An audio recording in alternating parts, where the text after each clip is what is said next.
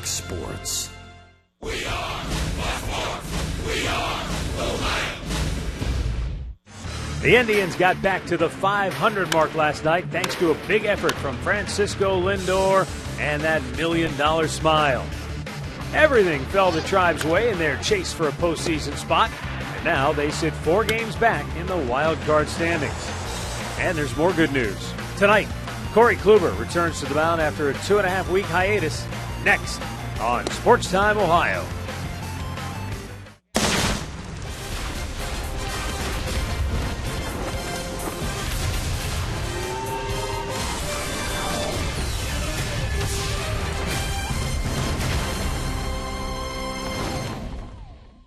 Another picture-perfect evening in downtown Cleveland as the Indians and the Royals put the wraps on a 4-game series. Cleveland will try to take 3 out of 4 from the Central Division leading gang from Kansas City. Hi again, everyone. Matt Underwood alongside Rick Manning.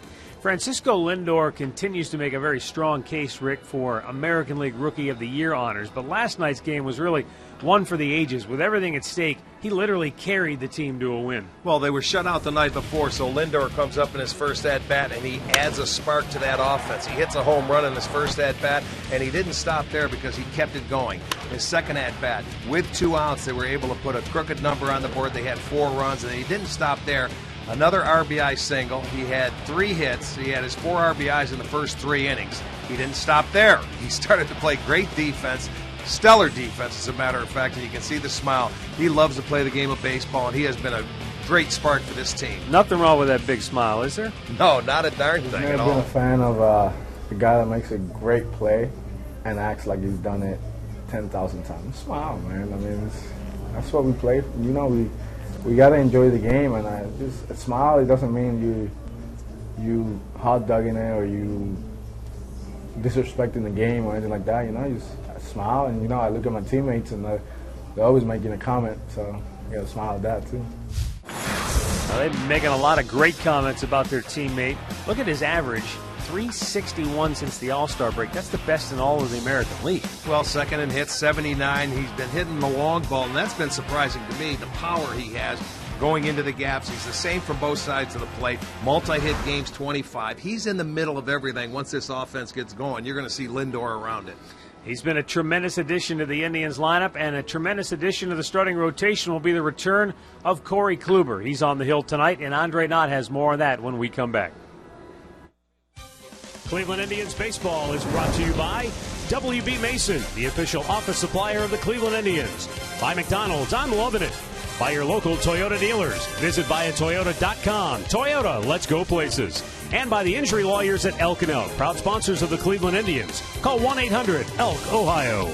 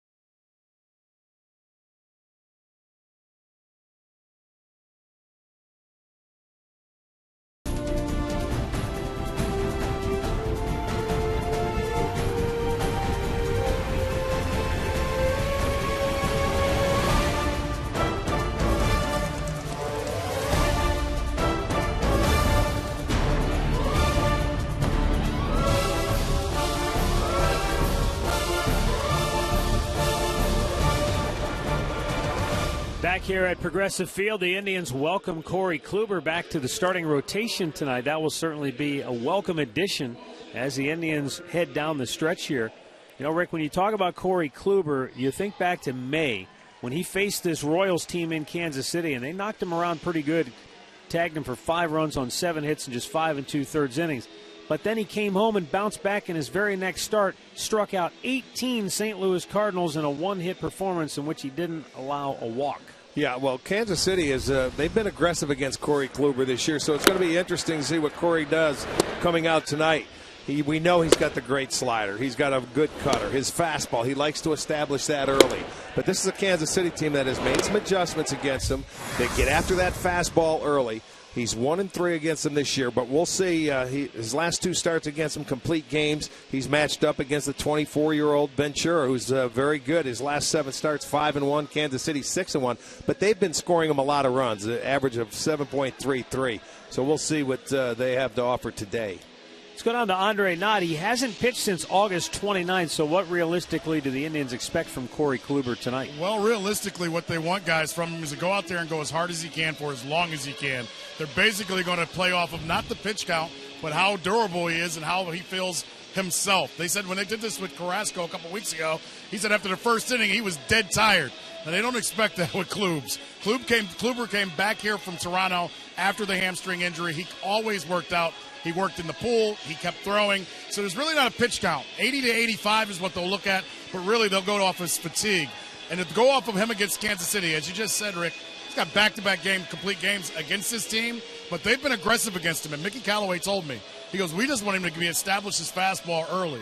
I wonder, will that make it for a tough matchup for Corey Kluber because they like to attack him early, and it's going to be a lot of fastballs early from Corey Kluber early in his game. Well, if he goes with that fastball, he's going to have to locate him. You just can't throw it down the heart of the plate because this Kansas City team is very aggressive fastball-hitting first pitch team. That complete game effort in which he beat Kansas City, it was the most runs the Indians scored behind him this year when they put a dozen against Kansas City. Yeah, that ended the worst homestand they had all year. Remember, they ended up beating them 12-1, and then they went on the road. So the Indians take the field behind Kluber tonight. And we'll get a look at the starting 9 for Kansas City under manager Ned Yost. Brought to you by Toyota. Ben Zobrist is a switch hitter leading it off. By the way, the only guy in the lineup tonight that's hitting in the same spot as he did in the first 3 games of the series is Eric Hosmer. Everybody else is moved around or they're getting a first start in the series. Mike Moustakas moves up to the 2-hole. Kendry Morales will bat third. Then Hosmer, followed by Sal Perez, Alex Rios. Omar Infante gets his first start in the series and his first start in a long time. Alcides Escobar and Gerard Dyson, his first start in the series, batting ninth. And Corey Kluber is our Northern Ohio Honda starting pitcher tonight. He is 8-13 on the year. He's gone 200 in the 3rd innings, 219 strikeouts. His last start coming August 29th against the Angels. It was a no decision in that ball game. It was right here. He went 6 innings, gave up 3 runs, 2 earned runs. And on the year, as I told you, he's 1-3 against Kansas City. But that last start against him was here. He got the win. He complete game, 5 hits and just 1 run allowed. And he left lead. He won that game 12-1. So let's set the defense behind Kluber tonight. It is brought to you by Ram, and it looks like this. Brantley is in left, Almonte center, Chisenhall in right, Urshela at third, Lindor at short. Ramirez gets the start at second. Santana's at first with Gomes doing the catching. Chris Guccione will have the plate tonight. Jeff Nelson, the crew chief, is at first base. Corey Blazer at second. Ben May down at third. And our window systems, game time temperature this evening, 78 degrees. Another perfect night. And really no breeze at all. It's been like this every night for this series. And this is going to be our 8th 4-game series when we finish this one tonight. Our 9th. Ben Zobrist steps in to lead it off for KC. Switch hitter. He's just 2 out of 10 in the series. Ned Yost trying to shake his lineup up tonight by moving people around. I'm sure he was looking at some numbers as well. You got Gordon out. Kane is out of the lineup tonight. Zobrist swings and pops it in the air. Brantley in left field will make the catch, one away. Keys to the game are brought to you by Wayside Furniture. Francisco Lindor and his energy. Boy, is he a difference maker. And Corey Kluber back in the saddle again. And hopefully able to go deep.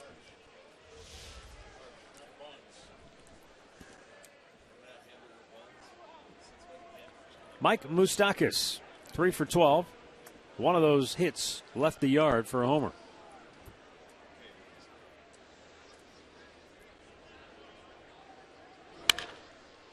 Gets by Santana and also by Ramirez, who dove in vain. Chisenhall cuts it off on the track, but his throw won't be in time as Moustakas goes sliding in with a one-out double. Well, Moustakas has put up some terrific numbers against Kluber. He's now 17 for 36. He hit that ball on the ground, got all the way to the wall.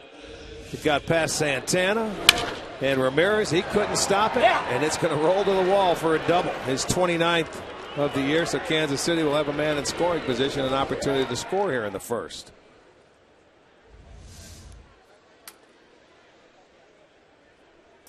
Kenry Morales, the DH, has had a tough series, 1 for 11, and he has struck out 6 times.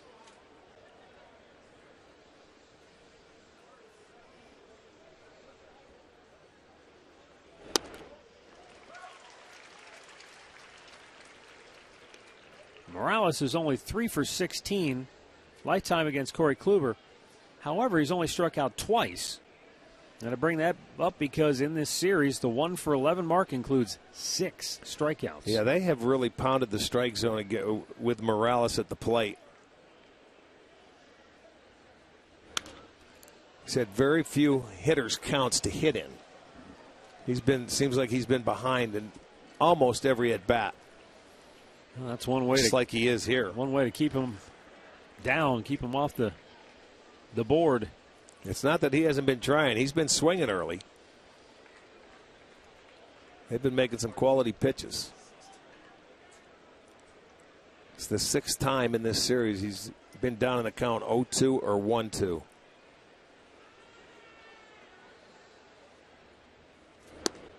Yes. And he's out looking. First strikeout for Kluber, 2 down in the first. Looked like a nice little backdoor cutter. Boy, and it is right on target. It's going to be our Circle K strikeout. There's your cutter down, and the outside corner comes in, and it gets the corner. Morales might have thought it might have been a little low. He held up, but you get the call. Eric Hosmer, the batter, 1 for 10 in the series.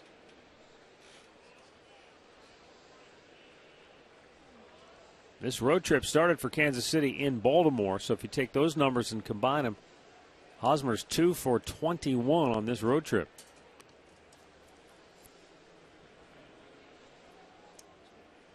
And this obviously is a key guy in the middle of that Royals lineup.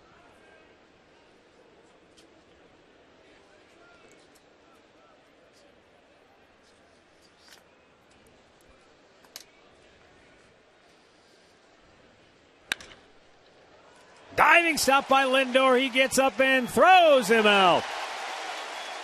Francisco Lindor with another outstanding defensive effort. The Indians are coming to bat.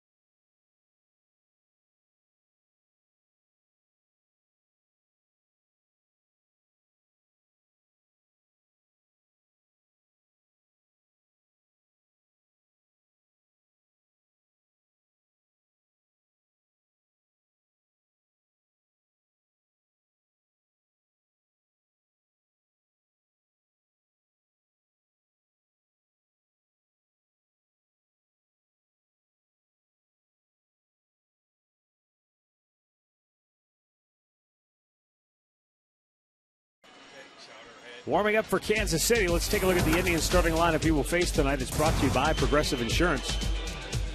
Jason Kipnis is the leadoff man. Francisco Lindor with a 6-for-11 series with a double, a triple, a homer, and 5 runs batted in. Then it's Brantley, followed by Santana, Chisenhall, and Almonte, Yan Gomes, Jose Ramirez, and Giovanni Urshela. And 24-year-old Yordano Ventura is our Northern Ohio Honda starting pitcher.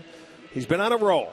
His record's 11-8. This is his second start against the Indians this year. The first one came right here, April 29th. They beat him. He went 5 1/3 innings, 6 hits, 5 runs. He walked 4, so he's a little wild that day. But this guy's got a good, explosive fastball. Outside with it, ball 1. Jason 2 for 13 in the series. But that includes a leadoff home run the other night.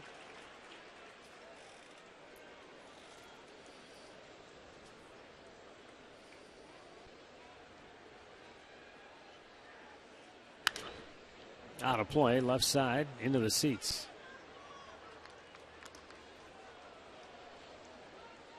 At home, Cleveland has really turned things around. They've won 9 of their last 11 and 14 of their last 18 here at Progressive Field. Yeah, and they've done it they've been scoring a lot of runs. If they win tonight, it'll be their 6th straight series win here at home. And not an easy thing to do when you're playing a 4-game series. But they've had a lot of luck in 4-game series this year.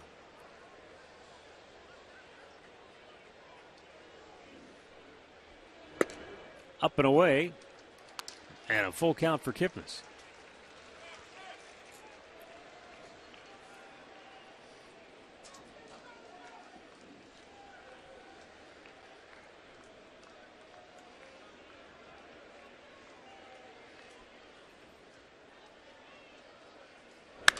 That ball's hammered up the gut. Jason's aboard with a leadoff single here in the first. Well, he sat back and he knew pretty much he was going to get a fastball, which it was, 96 miles an hour, and he took it right back up the middle. Ending the first inning, Lindor, terrific play, saved the Indians a run. That ball gets by him. There's no doubt that Moustakas would score, but he takes a hit from Hosmer and another nice defensive play. He said, I hate it when you see a guy make a great play and he just stands up stone-faced like it's no big deal. He said, I think you should show some emotion out there. It's not being disrespectful or showing anybody up. No, it's not. He respects his teammates. He respects the game. Nothing wrong with enjoying yourself while you're between the lines.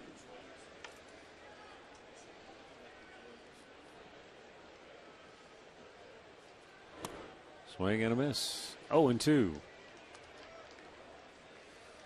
In addition to his 6-for-11 performance in the series, he's also walked twice.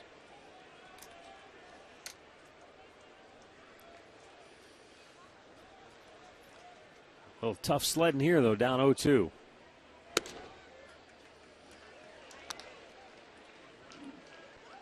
Our stat of the game is brought to you by Buick. Since the All-Star break, Francisco Lindor leads the way, and Michael Brantley's not far behind. Well, Encarnacion had that long hitting streak going after the break, so he was locked in. That's why he's at 355.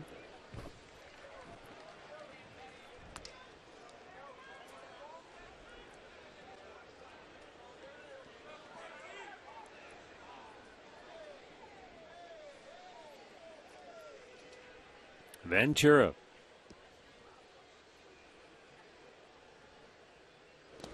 Got Lindor to chase that time. And he strikes him out for out number 1.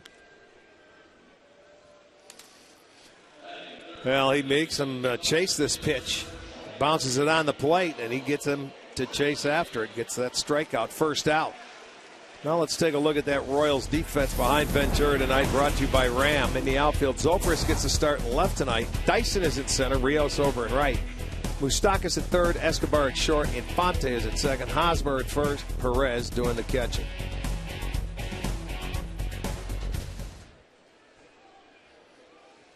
Here's Michael Brantley with 1 on, 1 out.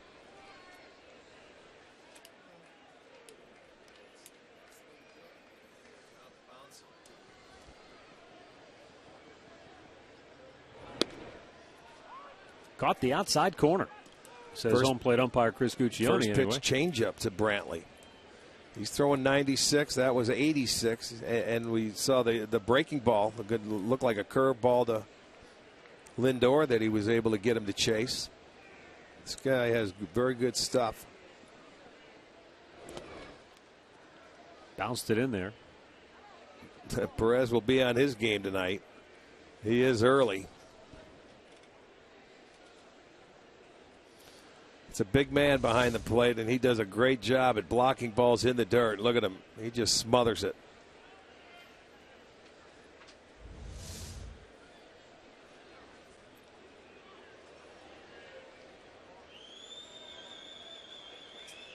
Now a 1-1. Outside. 2 balls and a strike.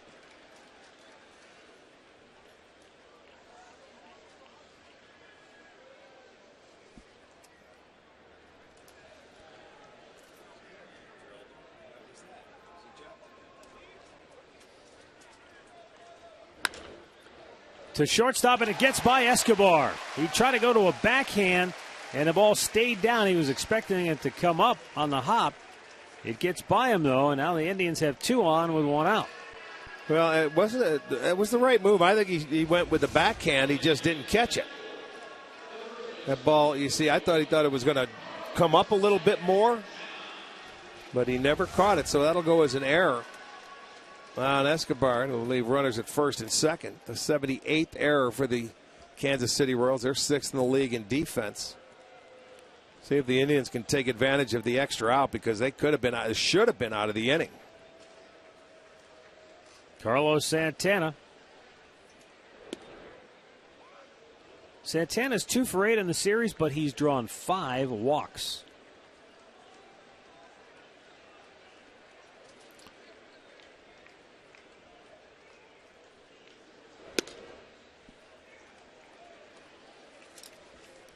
See if he's any more aggressive now that he's got 2 on and runner in scoring position here.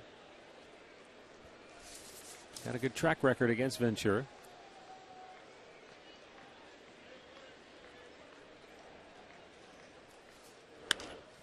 Popped him up.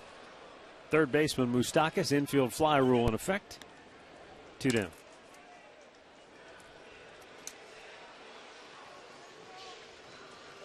Well, that'll bring up Lonnie Chisenhall.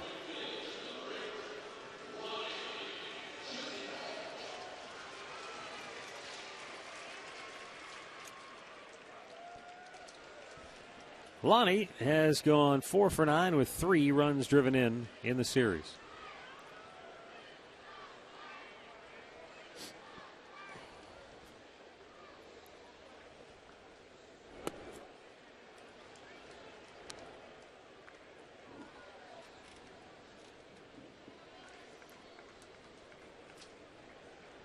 No score, bottom of the first, drive threatening. A couple of breaking balls starting him out with misses with both of them.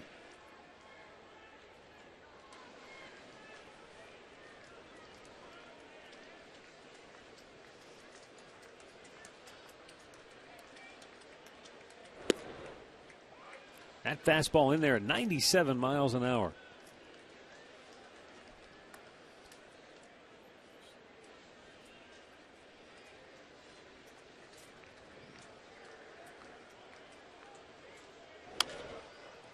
Chops this one towards first, and Hosmer will feed Ventura to end the inning.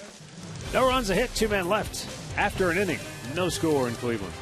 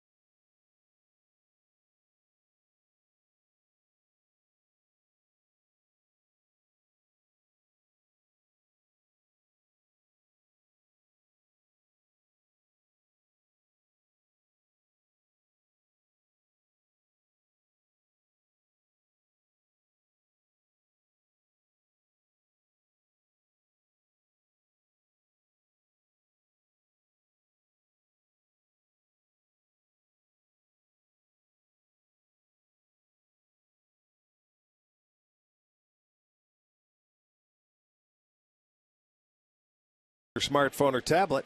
You can stay connected with live radio broadcast stats, breaking news, and more. Download MLB.com at Bat, the #1 app for live baseball.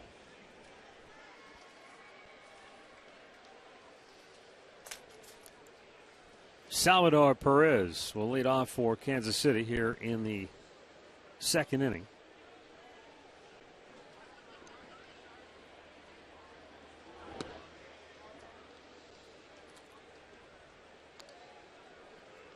He's gone 4 for 11 in the 3 games played so far.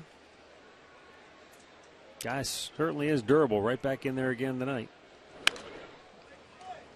Yeah, he plays a ton of games. He's one of the catchers. He'll go out there 150 games a year. Yeah, this is game 128 out of 146. Yeah, he never shies away. He's back there almost every night.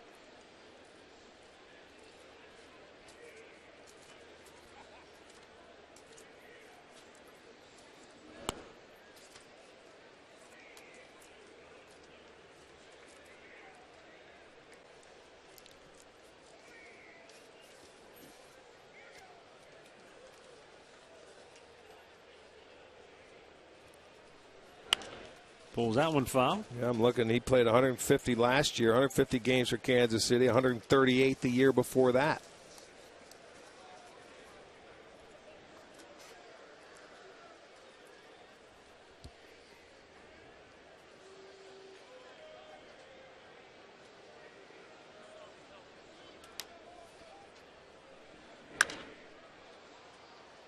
In the air, slicing. Lonnie Chisenhall can't get to it.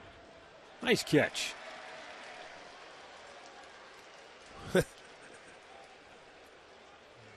at that. No glove. Guys, I like his hat. Got to tilt it to the side. Oh, there it goes. Now we got it.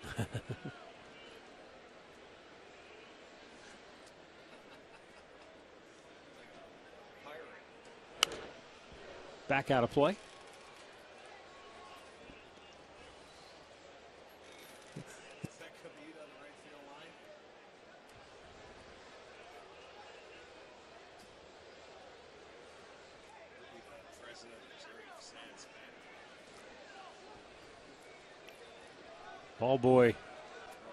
Ball boy not able to retrieve that one, so the umpire went and got it.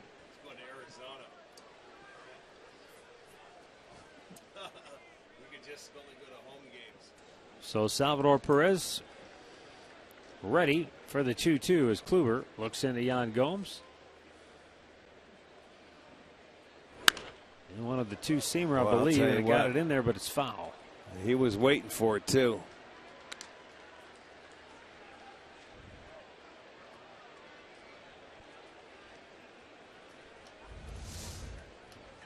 This ball got down there in a hurry. The fans are ready tonight. Oh, right off the wrist. Yeah, well, he'll go home with a baseball and a lump. He held on. Yeah, it hurt. Sound like a broken bat. Urshela. High throw pulled Santana off the bag. And Perez aboard on the error that will be charged to Urshela. Well, the Indians have been playing outstanding defense. And here's one that Urshela had to play all the way. He just took something off, and the throw sailed on him. It went high. He's had some shoulder issues, and he hasn't been throwing it hard all the time when you don't have to, but it pulls Santana off the base. And it'll start this inning off with an error.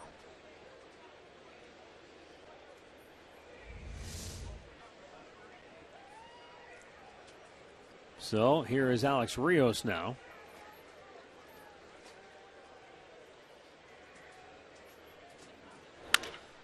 And he bounces one in the hole just by Urshela, who went for a diving stop on it. Now Kansas City has something brewing. 2 on, nobody out.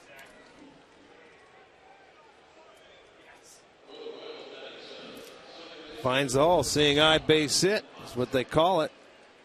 Urshela's diving for it. He couldn't come up with it.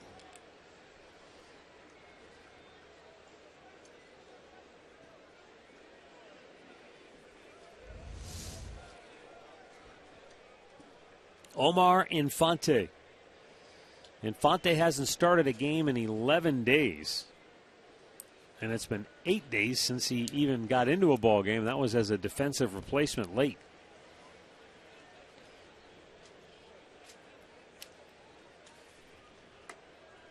But with Alex Gordon getting the night off, Zobrist goes to the outfield. Infante gets his name in the lineup card. Shows bunt, takes ball one.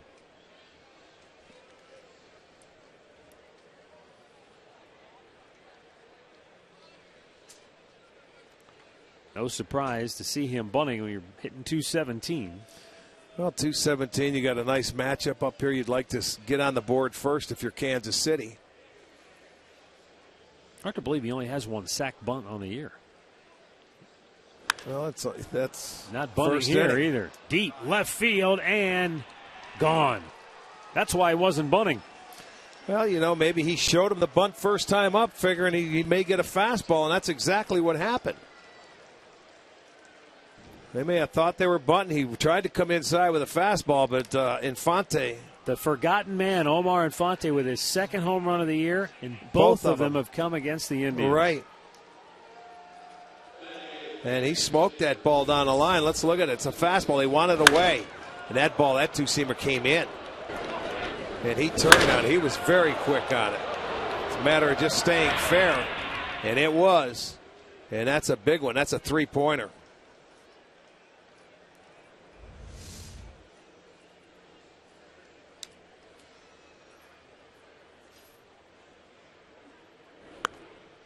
Up and in, ball one to Alcides Escobar.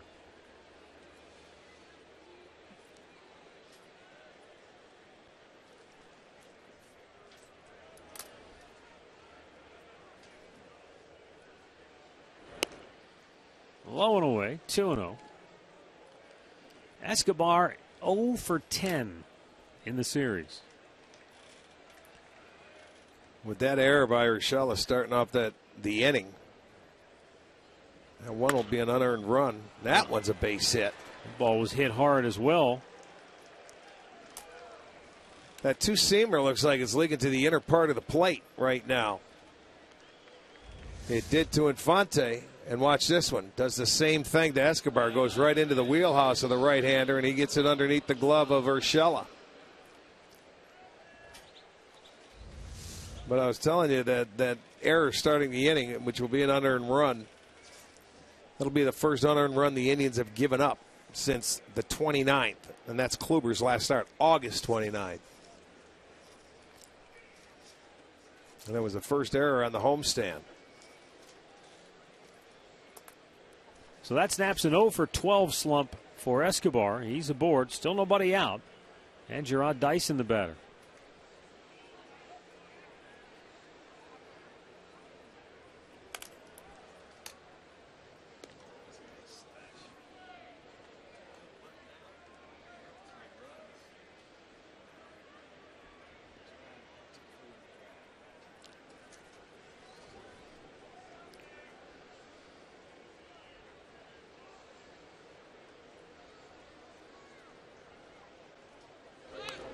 Bunted back to the screen.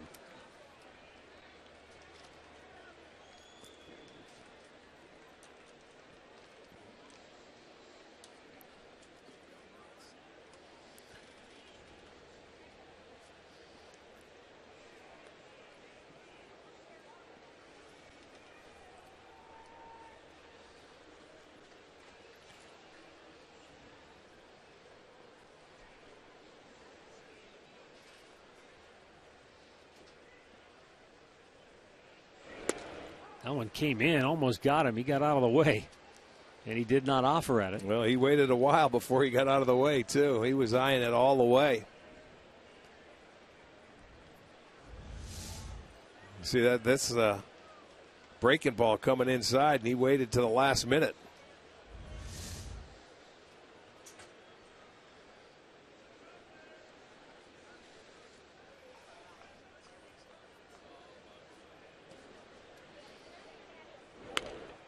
Bunted back to the mound. Kluber will take the out at first, barely got it.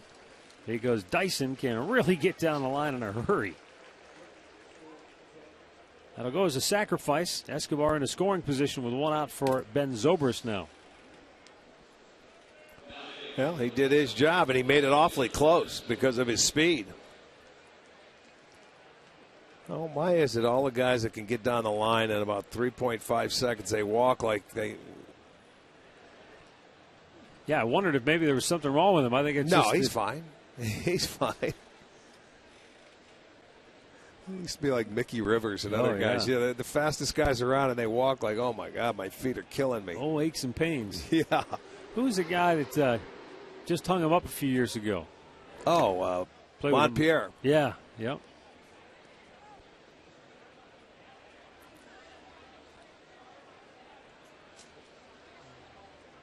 Want to know the count. Out to talk to Kluber is Gomes. Corey used 8 pitches in the first inning. Now 18 with only 1 out here in the second. Well, and it all started with that leadoff error. Yep. And one got under the glove, and then Infante on the second pitch after he faked a bunt, hit a 3-run homer, and boy, that was the damage.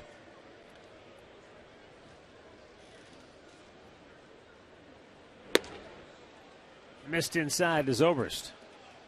2-0. Right now, it looks like command for Klubs. His first start in almost 3 weeks.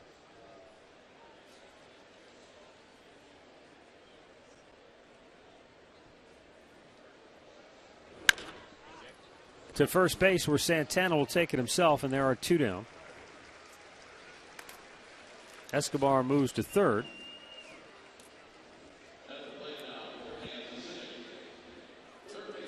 Entering tonight, American League home earned run average.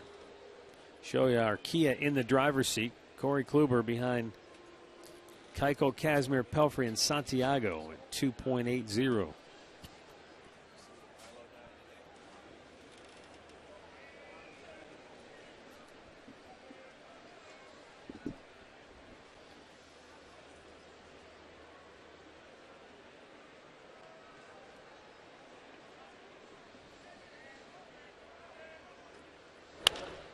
To right, Chisenhall makes the catch, inning over. But Omar Infante, who hasn't started a game in 11 days, hits a 3-run homer, and the Royals have the lead.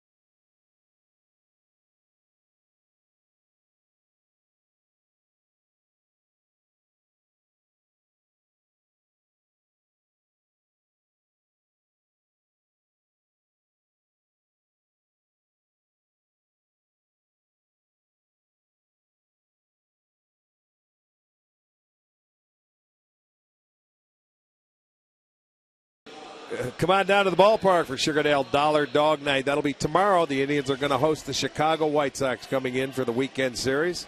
You can grab your dogs and head out to the corner for the best setting for baseball. Visit Indians.com for your tickets. White Sox played a day game in Chicago against Oakland, so they're on their way. They may already be in town tonight.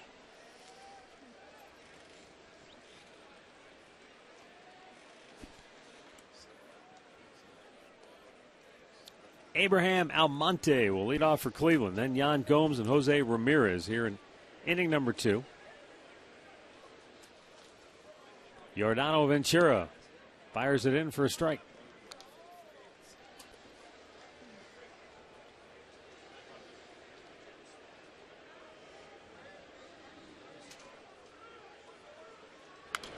Out of play.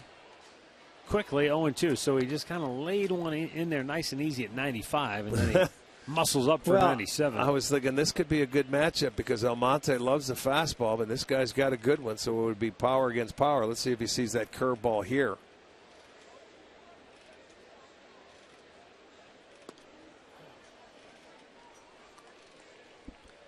All speed was outside, and it's 1-2.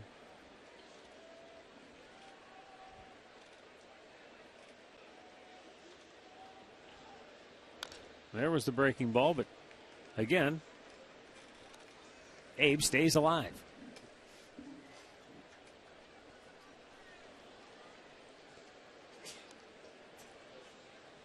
Texas going to go for a sweep of the Astros tonight.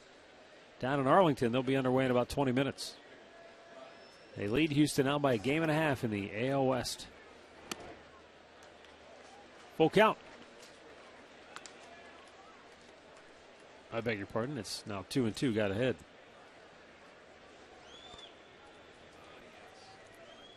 Yan Gomes waiting next, and now time called before the pitch got released by Ventura.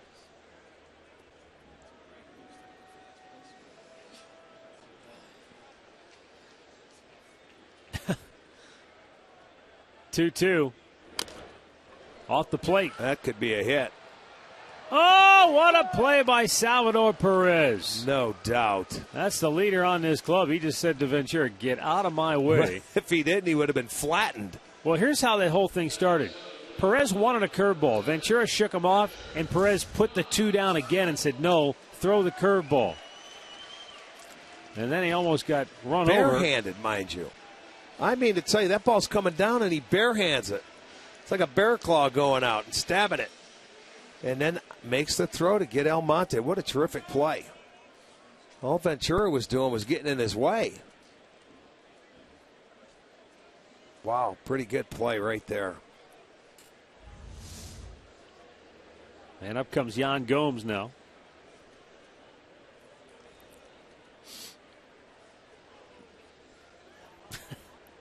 He's pretty demonstrative with Ventura on the mound.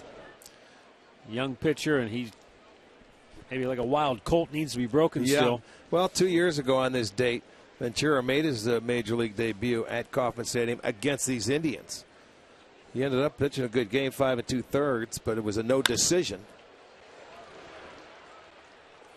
2 down. Let's go down to Andre with more on Yordano Ventura. You know, he's been pretty decent at Kauffman Stadium, but he's struggled on the road so far this year, guys. He's got a 5.15 ERA and 11 outings on the road. And talking to some of the Kansas City people, he said it really just comes back to command and not throwing his fastball enough. So it'll be interesting to see how he commands it tonight against the Indians. Well, he's starting the first time through. You would like to get your fastball. Did he try and quick pitch He in there? sure did, and Jose Ramirez was waiting on him.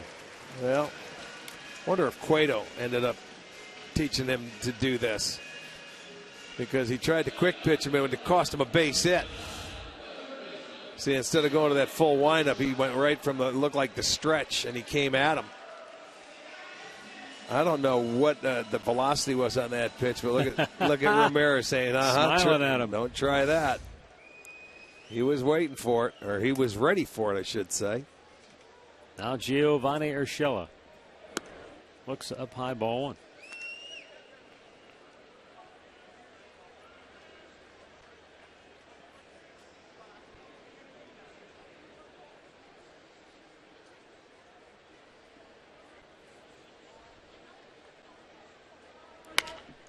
Oh, that hit Ventura in the leg, maybe just below the knee. And we'll have to wait and see if he's okay. That sure didn't look good. Was that the knee? Did it get him in the knee? Never went down, I don't know though. if it went. I thought it was a spike, but yeah, I think nobody's you're right. coming out. I thought it hit him off the leg, but you're right. It got it down off the foot. Hard to tell.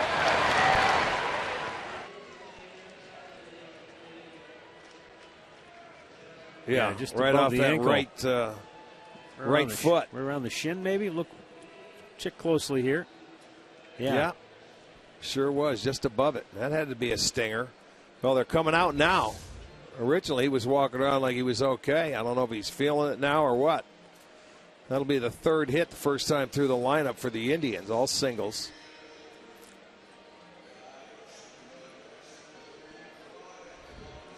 I mean, if a hitter can foul a ball off his shin and stay in a game, a pitcher ought to be able to withstand that. Yeah, a little time to get the stinging out.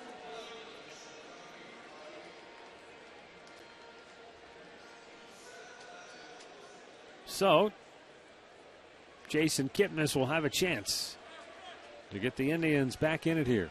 Down 3 in the second. Well, it was all fastballs in that first at bat, and he smoked one up the middle on the 3-2 pitch.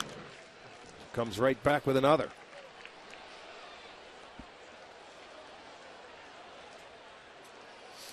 They were able to do this in the second inning last night. 2 out, nobody on, and they put a 3 spot on the board. Be a nice way to go tonight to answer that 3-run inning in the top half of the second.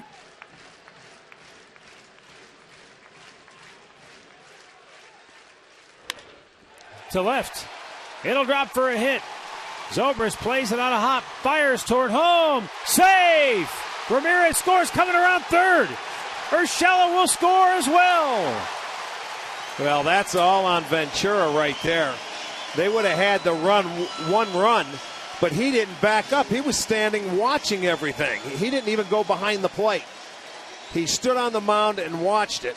And now with that throw, Perez was trying to grab it and come back and tag him. And he missed the ball, and there was nobody behind it. This will be our McDonald's. I'm loving it. Look at him, standing on the mound.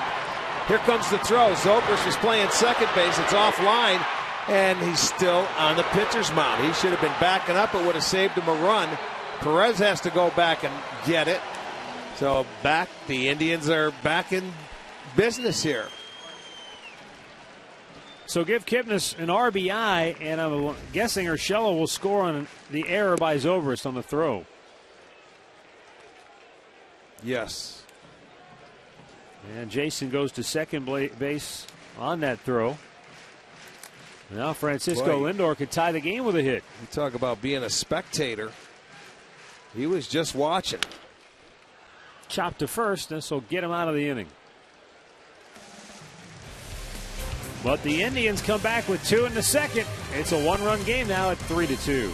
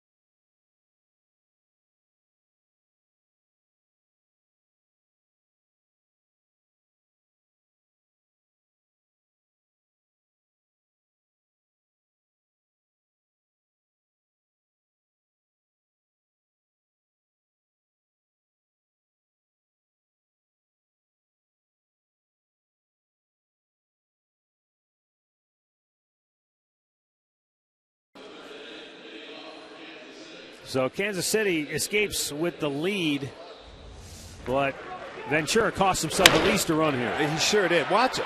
You're never a spectator. He has a job to do, and he doesn't do it. He's just watching the whole play like he's home on television. It did cost him one run. That's where he can come in, Urshela, all the way to score from first base. And he knows. He's shaking his head. He didn't even help his catcher out there. That's why Perez went to scoop it and try to go for the tag, because he wanted to try and make a play there. Well, it was okay, but if the pitcher was in the right spot, he certainly was not. But it's good for the Indians because they got their second run. Kenry Morales leading off here in the third for KC.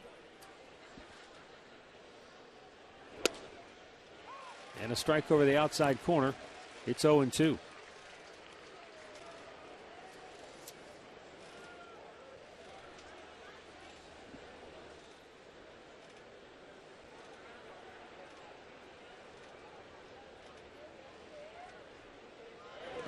In the dirt.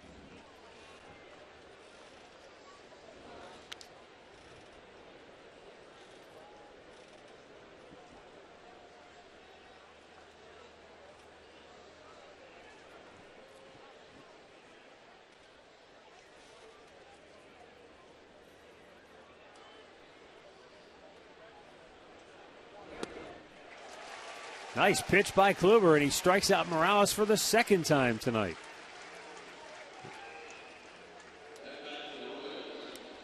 So look at our Levin Furniture player profile on Corey Kluber. Over the last 2 seasons, he's 7th in wins, 1st in strikeouts, and 2nd in complete games. 436 innings. Well, he's been a workhorse.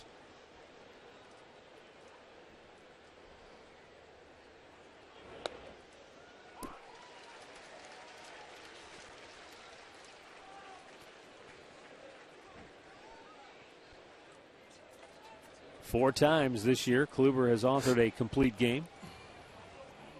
Twice against these Royals. His last 2 starts.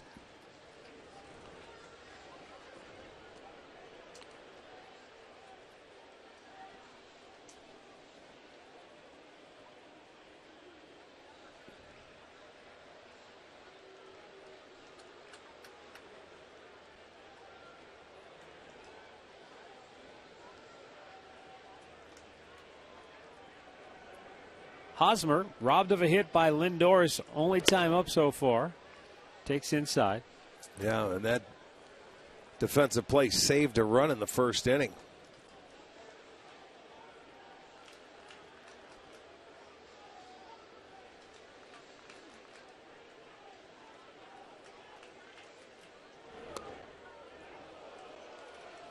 Coming off the American League Cy Young Award last year, the story for Kluber this year has been just simply lack of run support.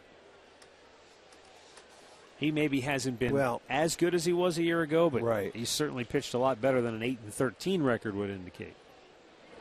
Yes, he certainly has, but it's hard to duplicate the year he had last year. Everything went his way, and he got on a roll and just didn't stop.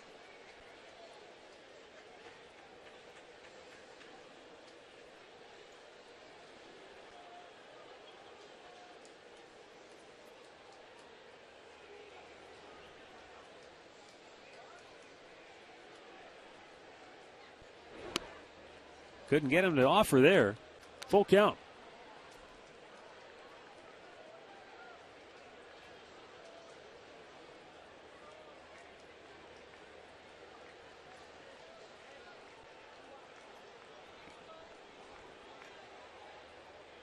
Swing and a miss. He struck him out. Back-to-back Ks for Corey Kluber. 2 down in the third. Well, he kept this breaking ball inside. Gomes sitting at the middle part of it. Nice little cutter in there. So he gets back-to-back strikeouts here to start the third. Exactly what he wants to do, get that team back into the dugout after they scored and they responded on Kansas City.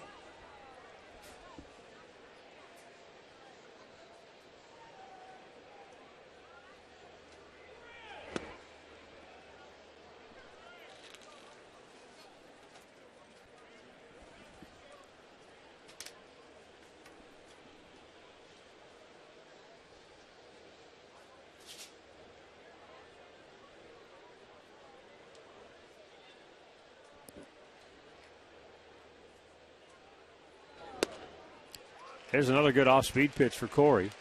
1-1.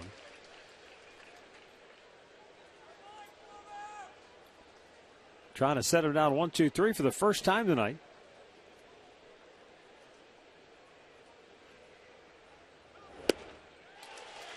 And he gets ahead. 1 ball, 2 strikes.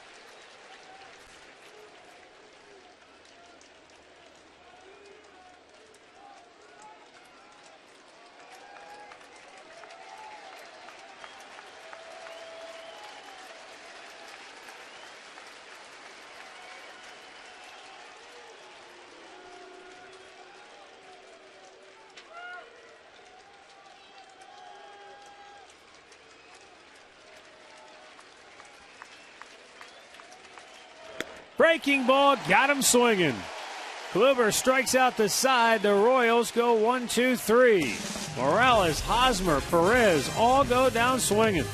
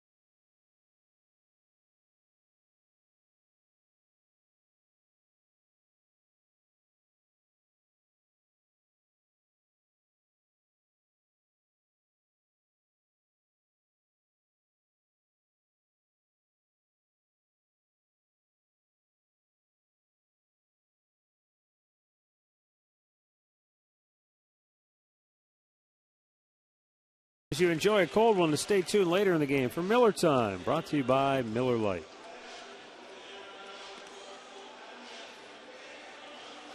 3-2 Kansas City. Bottom of the third. Michael Brantley, Carlos Santana, and Lonnie Chisnall due up for the Tribe.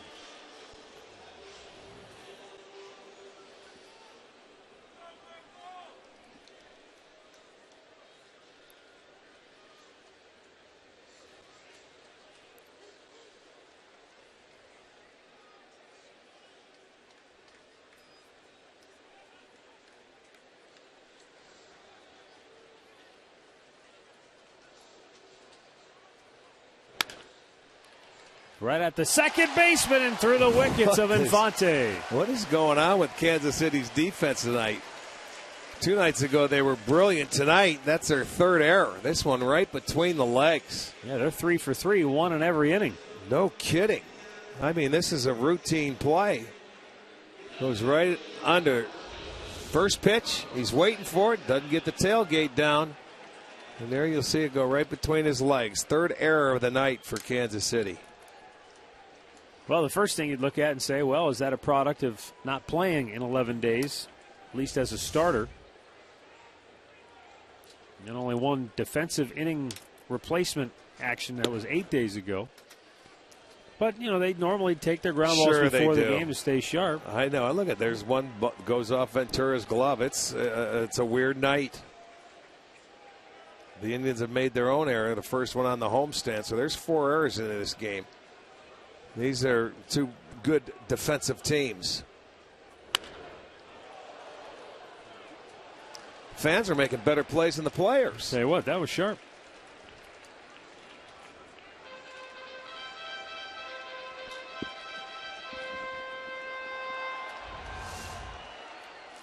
More than one way to use a hat.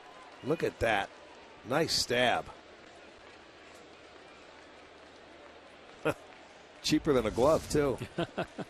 Easier to get into the park. Yeah. Down low on the breaking ball. And it's 2-1 on Santana. He popped up on the infield his only time up. This Kansas City team had 4 errors in Toronto in July. That's the most, but there's a lot of game left. 2 nights ago, they made some terrific plays. Last night, the Indians were very good defensively. Tonight, for whatever reason. It's not a full moon, we know that. That's true. There's hardly any moon at all. Slow chopper. Ventura sets and throws. And Santana is retired. Brantley in the scoring position.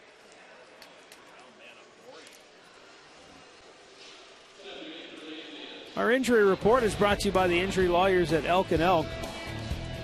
Anibal Sanchez finally shut down by Detroit. Joe Kelly, same situation there. And Josh Johnson, that poor guy's having a 3rd time Tommy John surgery.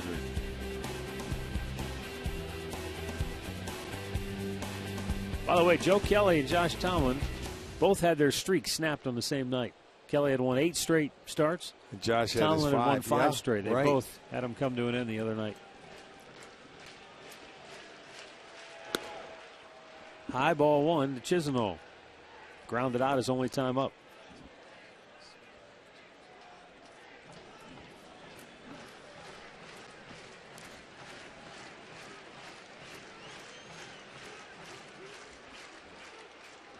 Curveball up and away.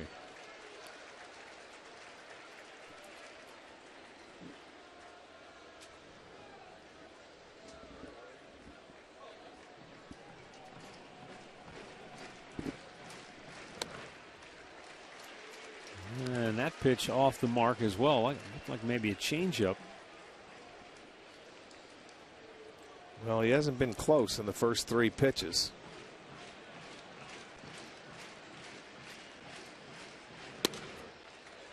And he missed again.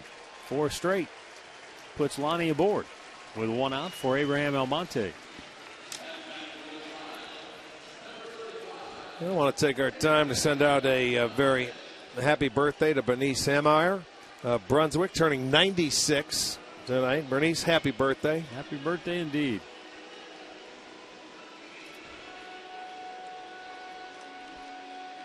Abraham Almonte.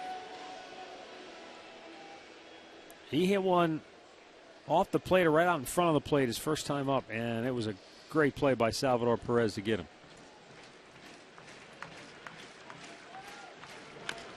Oh, gonna try it again. This time it's Ventura who looked to second but takes the sure out. Good news for the Tribe. They get 2 in scoring position. Should Yan Gomes be able to cash in here?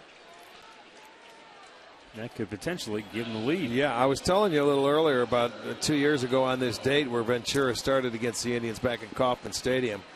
And one of the things he remembered most was he threw a fastball to Yan Gomes.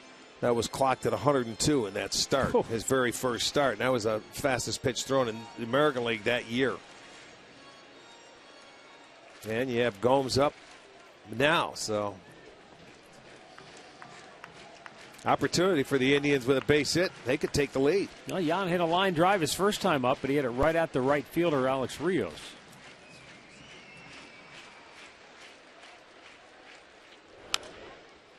And he starts him with a breaking ball, and he fouls it off. Strike 1.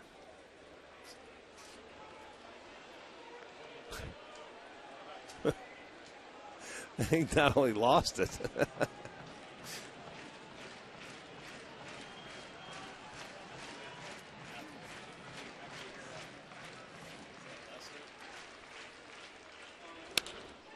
To center field, Dyson is there and makes the catch. No runs, no hits, 2 men left. After 3, it's 3-2 Kansas City.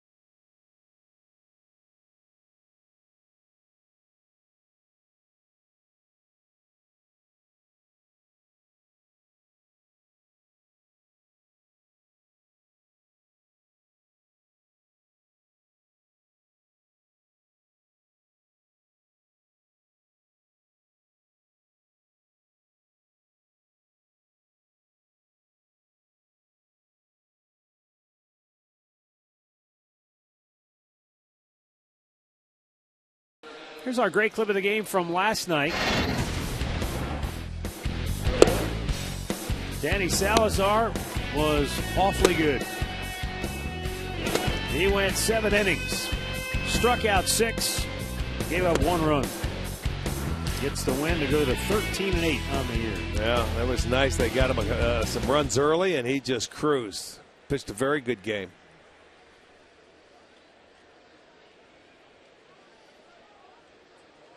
Seven and 3 after an Indians loss. That's what you like to see.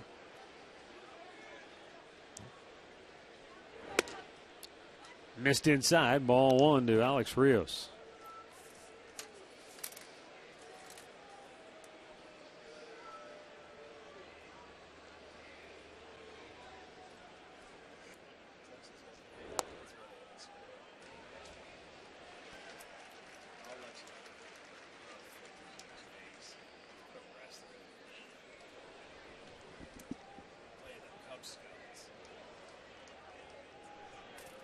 Kluber has set down 6 in a row until that ball over the bag and down the line by Rios. It was Rios who singled in the 2nd inning, and so he's 2 for 2 on the night. Yeah, check the location. He hit this one right over the bag that shoots down the line into left field. That was upstairs a little bit. Rios took advantage of it. Keeps it inside the bag. It's a 2nd double of the night for the Royals, and they get their leadoff man aboard. Now it'll bring up Omar Infante. He smoked a 3-run homer down the left field line in the 2nd inning. Well, if he fakes a bunt on the first pitch, don't believe him. That's what he did that first at bat. He faked with 1st and 2nd like he was going to bunt the 2nd pitch. Fastball ran inside, and he hammered it out of the ballpark. Don't believe him. That's what happened on the 2nd pitch in his first at bat.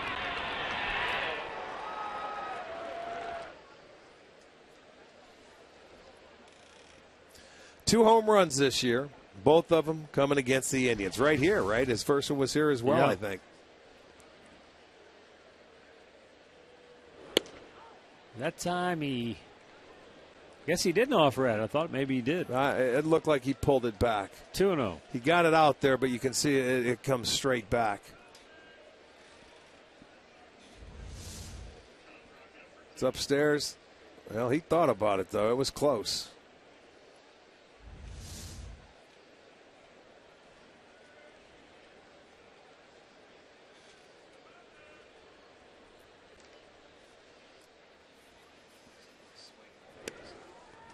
Throw to 2nd, and a strike is called. Rios back in time.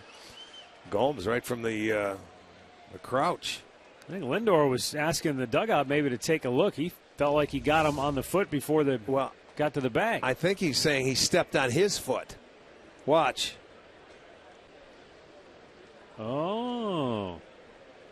But did he get the tag on him? You see, that's what I don't know. It looked like he was on Lindor's foot. Let's see. He was on it. But he never got the tag on him until that back foot got to the bag, I think. If he gets the tag on him right here on the near leg, it's probably an out. But nice bunt. 1 away as Rios goes to 3rd on the sacrifice. Go down to Andre with more news on Trevor Bauer, who has been moved to the bullpen now. Yes, with the return of Corey Kluber to the starting rotation. That's basically 6 starters for the team. So Trevor Bauer has been moved to the bullpen, and they said, look, there's a chance he could start again this season, but you guys know there's not a lot of games left. But basically, Terry Francona told me earlier he wants to get him a fresh outlook out there in the pen. Hopefully talking with Jason Beret could help. But also, he says, look, it's a little bit of time for him to take what's being offered from Mickey and his staff and take a step back from some of the things that he's done. But they will use him carefully out of the bullpen a little bit like they've done some other guys that have been starters. They're just not going to throw him out there. And obviously he can't do everything he just does before he starts. But they're hoping he'll use his fastball more and learn a little bit more about himself as a pitcher now that he's going to be out in the bullpen for most likely the rest of the season. All right, thanks, Andre.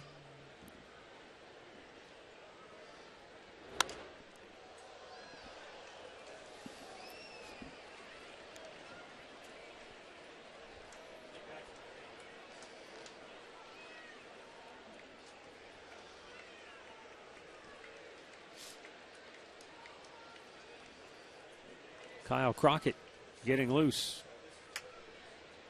I don't know why. Kluber's only at 52 pitches, but then again, he hasn't pitched 2.5 weeks, so. There you go. Now he has a chance to go for the strikeout. Infield in. They're trying to cut the run off at home.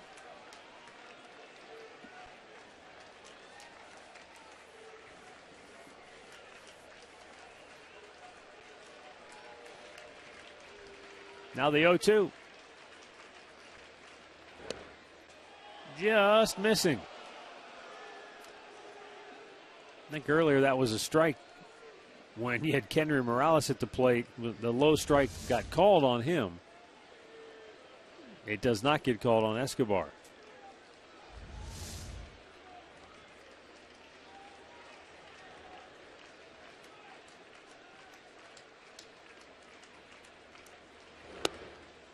A little bit outside, 2-2.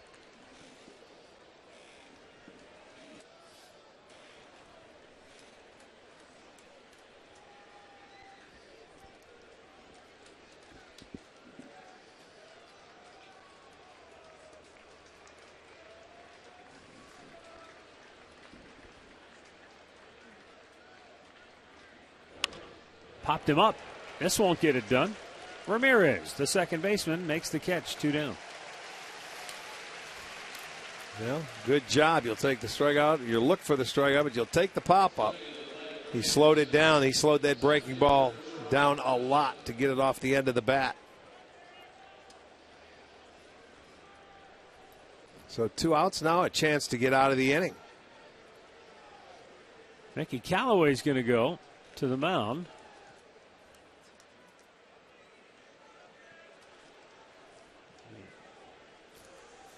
Well, be here for Tribe's annual Fan Appreciation Night on Saturday, October 3rd. It's against the Red Sox, and the evening will feature Sugardale Dollar Dogs. It'll be fireworks and giveaways as the Indians thank fans for their support this season. Just go to Indians.com for your tickets.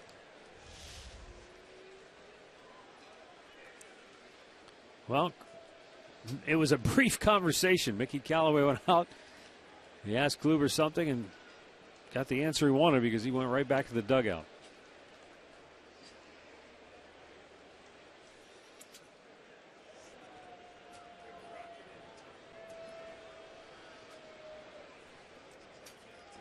Gerard Dyson laid down a sacrifice bunt. His only time up. Foul up the third baseline. That had chalk about 3/4 of the way up.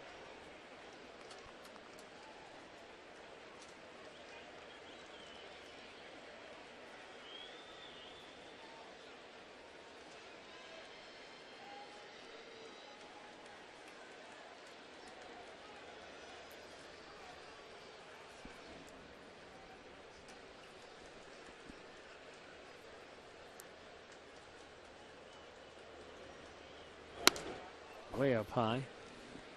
1 ball, 1 strike.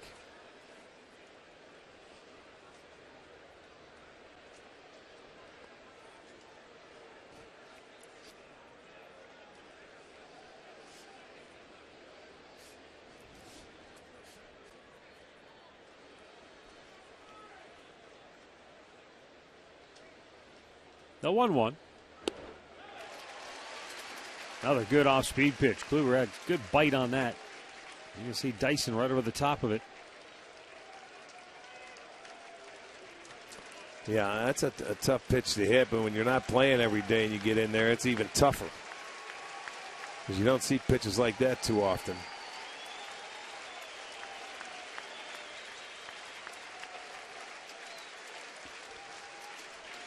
Now the 1-2.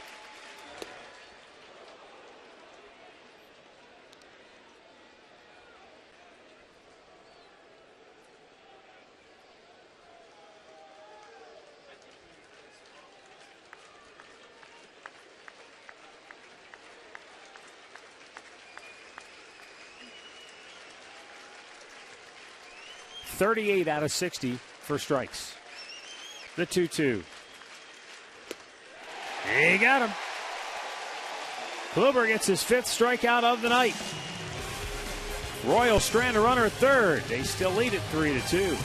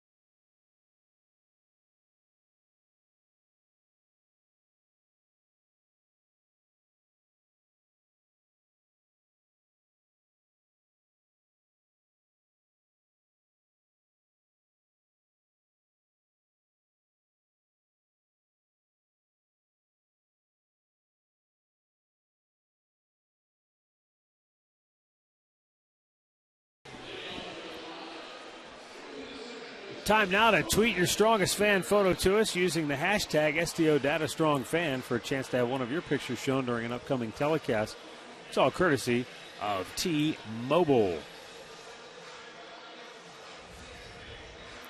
When the inning ended, Corey Kluber went to the dugout. Terry Francona was there to meet him. Wonder if that's a conversation that basically went, "You've done enough, and that's it." Well, you look up in that bullpen and it looks like they're busy, so yeah, that could be.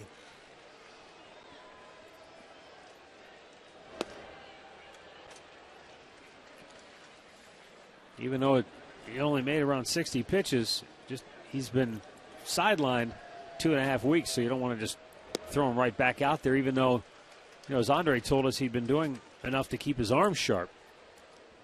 Well, it's not game action. You get into that routine, and anytime you miss any length of time, I don't care if you're a hitter or a pitcher, it's going to affect you. It looked like the command early. He had a tough time with the two-seamer. Had a couple of pitches up, trying to get a feel. Not that he was bad by any means.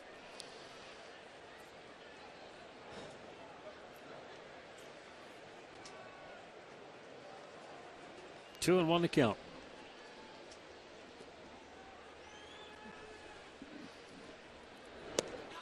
It's outside, 3 balls and a strike.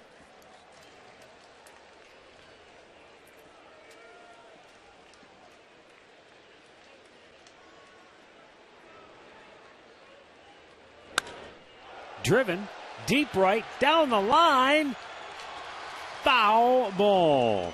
And Ramirez must have had an inkling because he never left his bat. Well, yeah, it's just a matter of staying fair. It was right down the line. It hugged it. And got the fastball in. And watch, you see that ball all the way past that foul pole. Not by much. That's off the end of the bat. That's going to drop for a hit. So Ramirez is 2 for 2 tonight. Our AT&T U-verse rewind. So far in the first 3 innings, the Royals have committed 3 errors. That was a double play ball that didn't hurt. This one hurt because Ventura didn't back up. And then this error there did not hurt. It was a leadoff error. Gave the Indians an extra out, but the only one that hurt was the pitcher not doing his job. Giovanni Urshela. On a play to the right.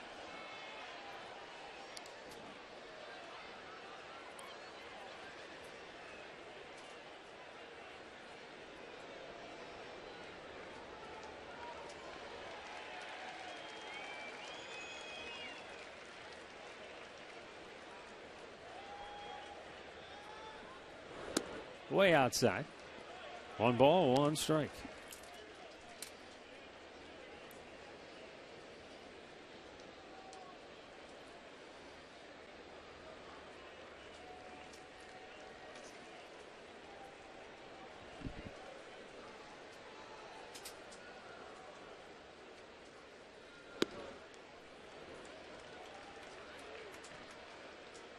Two and 1.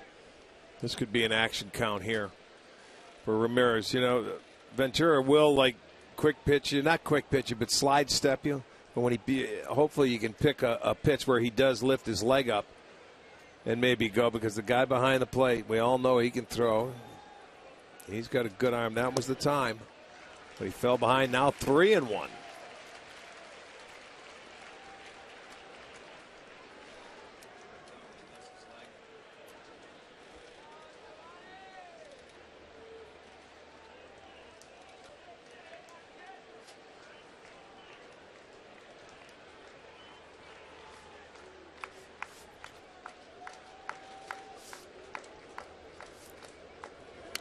Look out. Oh, there goes the bat.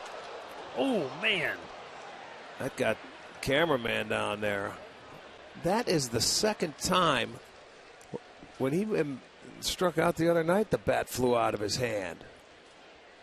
Not sure. Did the ball nail Perez? I don't know. I was watching the bat.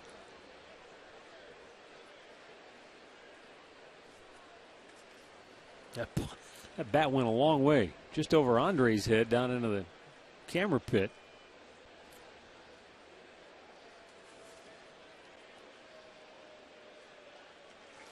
Nick Kenny, Royals trainer, out there checking out. Oh, yeah, it did. Right in the shoulder. That's exactly what was a direct hit there.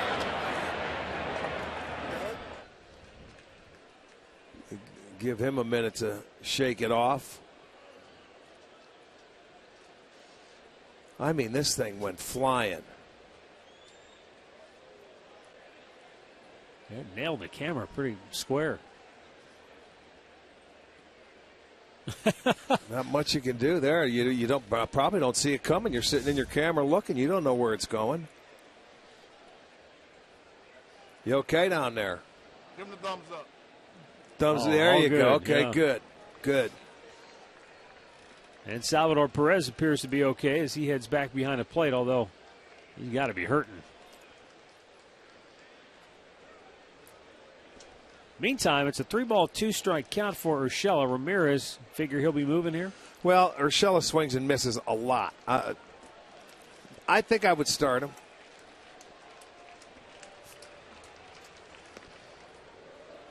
He will pay attention to him now.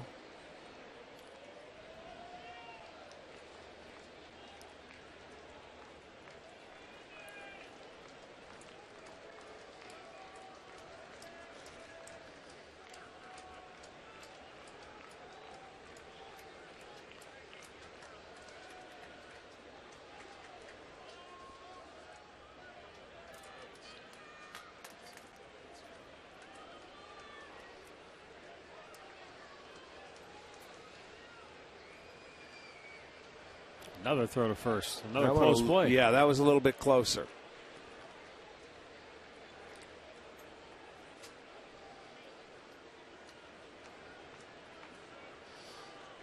I'm looking at Mike Sarbaugh looking over there. He's looking into the dugout to see if Tito wants to change anything. He didn't see anything. He said, okay, let's go. So if he was running, he's still going to continue to run, no matter how close that was. The 3-2. Didn't send him. And he gets the strikeout. Second strikeout of the night for Ventura.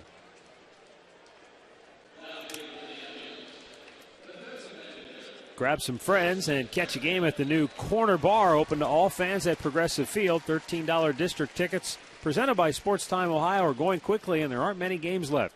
They're available only at Indians.com/district ticket. 1 on, 1 out, top of the order. Jason Kipnis is 2 for 2 on the night.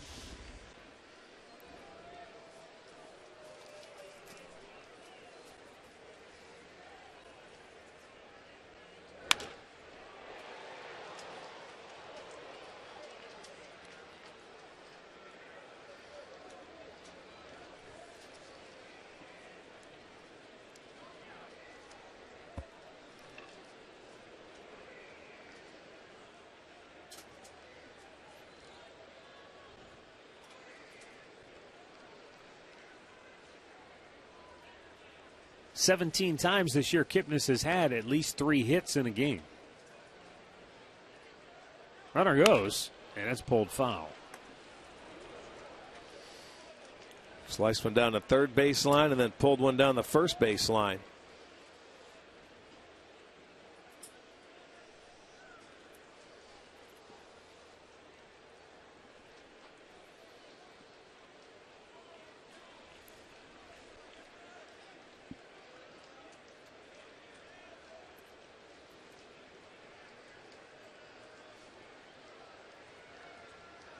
Two-strike pitch. And Ventura gets his second strikeout of the inning. Third in the game, 2 away. Well, he had 2 fastballs. He lined one down the left field line, next one to the right field line. He gets the curveball, and he swings over the top. That was a good pitch. 0-2 pitch. It seems like it's going to be a strike all the way there, and it just disappears at the end.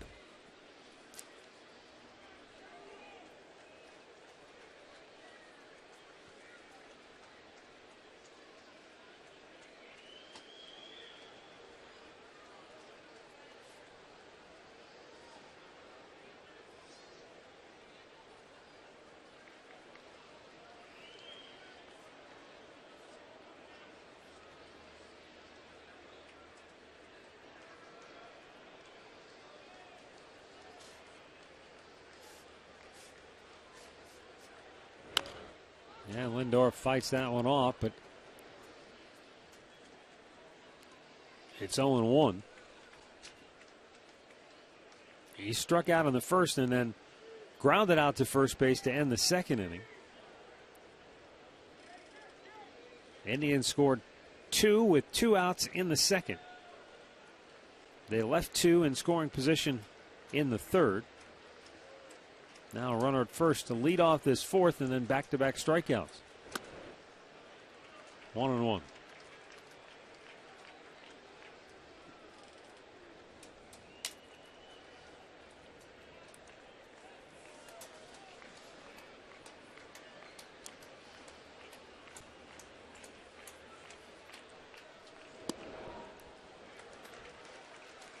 Well, Lindor works the count. He gets ahead now, 2-1.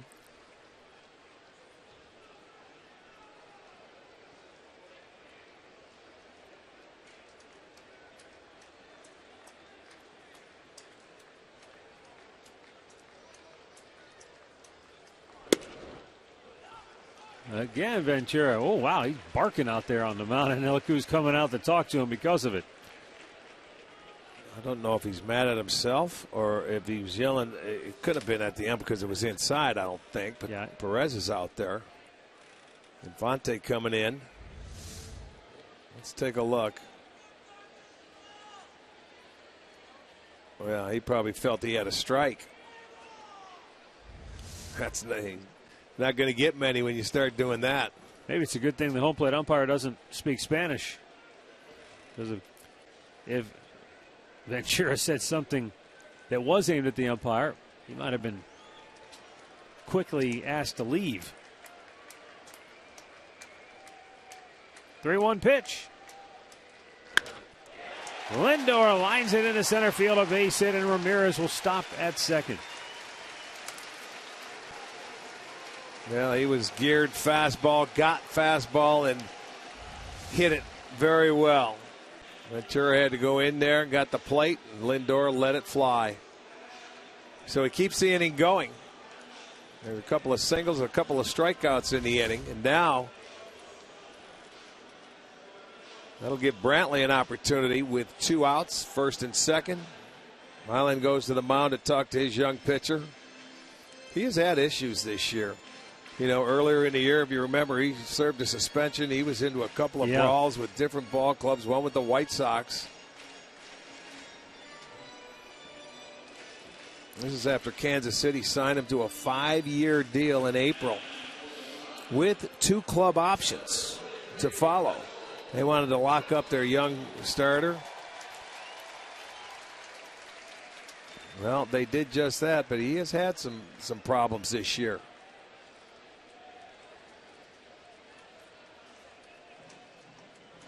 Two on and 2 out. And Michael Brantley, who's reached both times due to Kansas City miscues on the infield.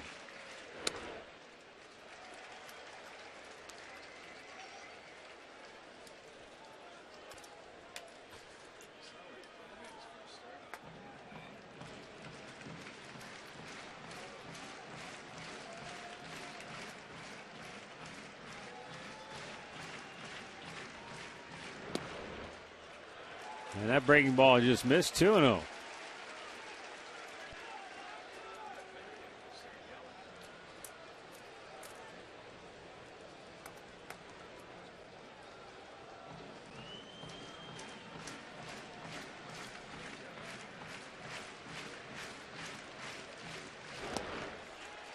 Three balls, no strikes.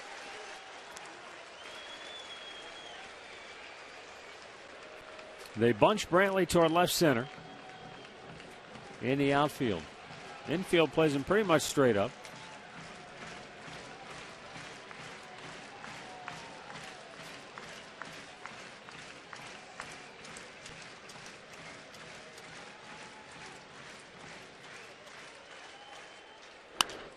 Swinging 3-0, pops it up on the infield. Moustakas, inning over. No runs, 2 hits, 2 men left after 4. It's 3-2 Kansas City.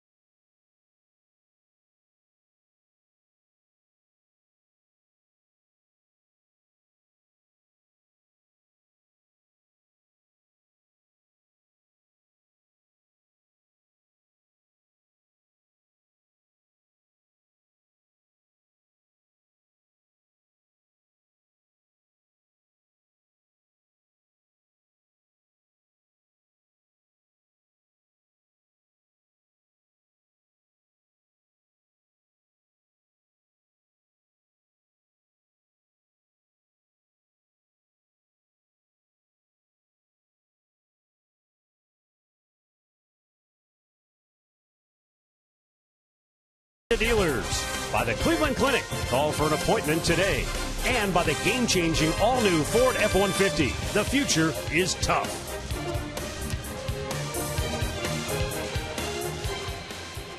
(3-2) Kansas City. And as we head to the 5th inning, it's time for the Cleveland Clinic call to the bullpen as left-hander Kyle Crockett will enter for Cleveland after Corey Kluber goes 4 innings in his first start in 2.5 weeks.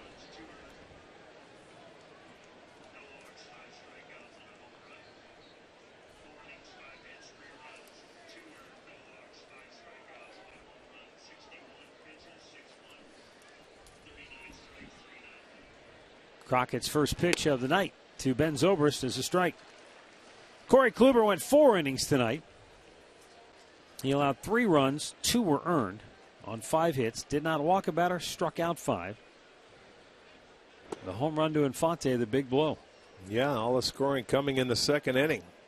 The Indians answered, and that's where we stand right now, 3-2.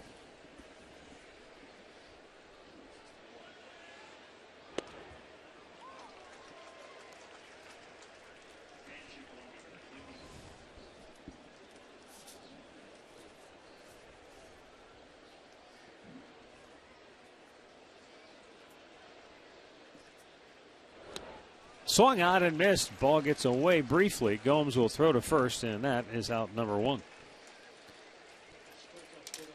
Our in-game recap is brought to you by your Toyota dealers. Omar Infante's 3-run homer in the second got the Royals all their runs. And then in the second, Jason Kipnis with an RBI single. Then Ventura forgot to back up home plate, and another run came home. And that's been it so far.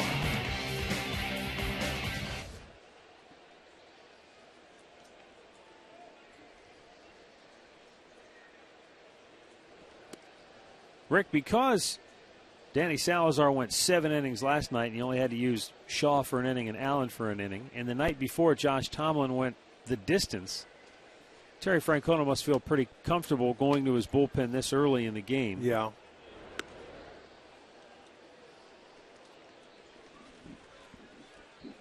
Well, I thought maybe going in, too, they knew that, Kluber may only go 4-5 innings. So probably expecting that.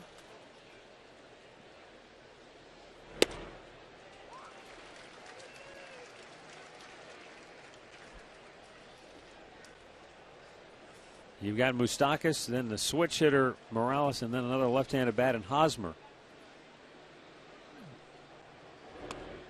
Those are the guys that Crockett's in to face. This is what we talked about last night with Moustakas, how earlier in the year he really started to use left field, especially off left-handers, and now you can see the shift is out there, but he has the 3-1 count. Ends up taking a walk.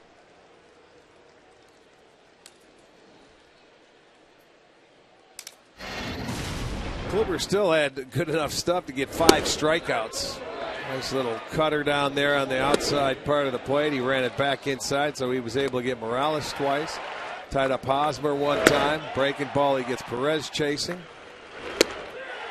And he gets Dyson on the breaking ball.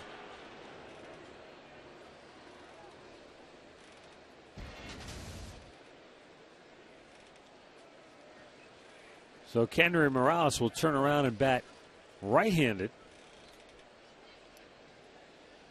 In the series, Morales 1 for 13, 8 strikeouts. He hasn't had a lot of luck from the other side. Let's see if it's any better from the right side. He's done a nice job. He hits for a little better average from the right side of the plate, 293 to 285. Only 3 homers, but he has 40 RBIs right-handed, 61 from the left side.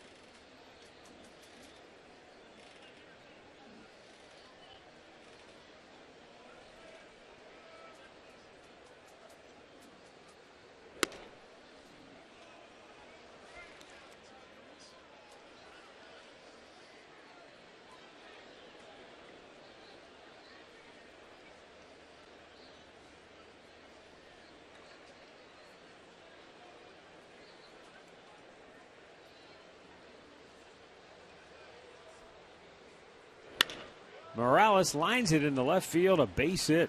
Well, that's what happens now. He got himself into a hitter's count, and he was waiting for it. He got the fastball. He hit it to left field. Fell behind. You watch him. He came in.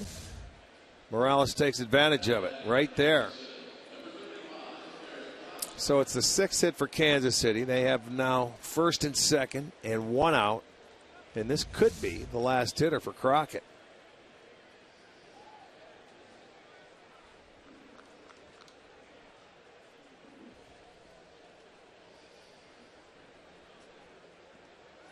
Eric Hosmer has grounded out and he has struck out.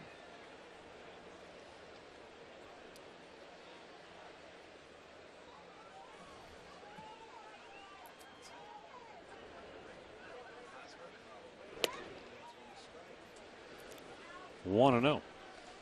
Yeah, Crockett, a guy that normally comes out and throws strikes and hits the strike zone. Now, in the last 2 hitters, Moustakas, he walked the lefty. That's why he was in there.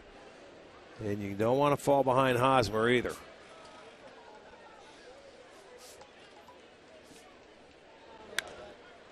Back out of play.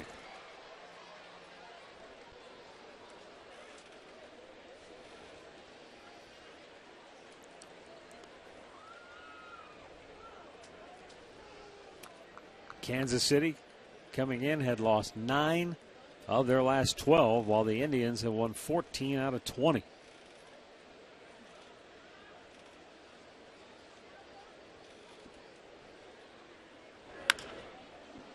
To left, near the line. Brantley won't get it. It's going to one-hop the wall. It's going to score Moustakas. Morales into third. And Eric Hosmer delivers just his second hit of the series. But it's a key RBI double, and it extends the Royals' lead to 4-2. Yeah, he hung him a breaking ball, and Hosmer stayed on it and took it down the line to left field. You watch, it's upstairs. And makes it easier for him to take it the other way. So that pitch there, that is going to do it for Kyle Crockett, as the Royals will extend their lead to 4-2. Now have runners at second and third, and he's got to go to the bullpen and get manship. So a timeout here at Progressive Field. 2 Royals on with 1 out in the 5th, and KC on top 4-2.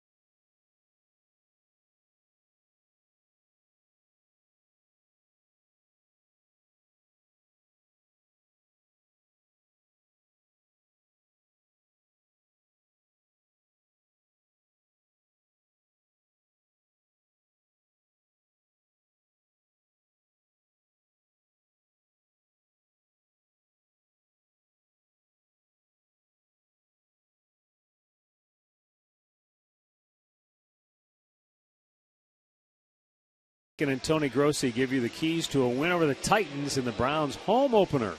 It's tonight on Sunday Strategy, following Indians Live right here on Sports Time Ohio.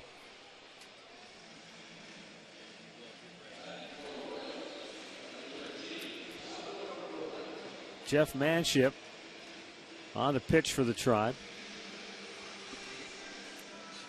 27th appearance. 28 strikeouts against 7 walks and 32 1/3. Tribe forced to bring the infield at least partway in. Morales doesn't run well at third. Yeah, you can play him halfway there.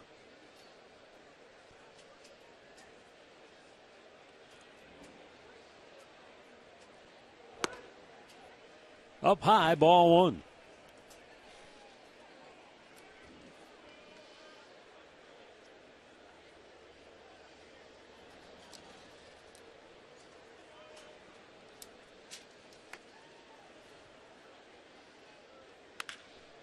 Line and caught by Lindor. Wow. That ball was hammered, and I'll tell you what, the base runners did a good job. They didn't get doubled off. You had to make sure that ball goes through. You freeze on a line drive, and Morales did it third. He wasn't going anywhere. You can see Hosmer took one, thought about it, went back. It's a great play by Lindor. Gets the second out. That was an atom ball.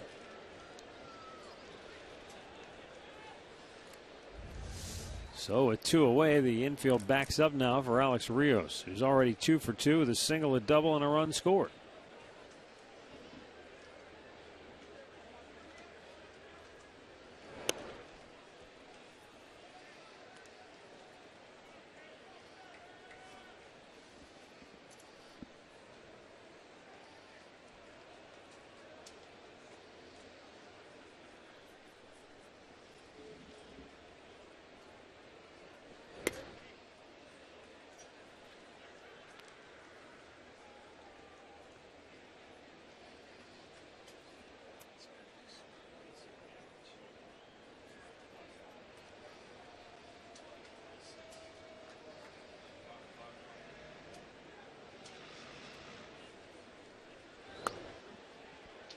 Did he go? They appeal? No, he didn't go.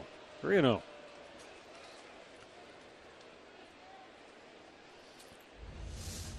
Take a look at it from the side, and he checked it.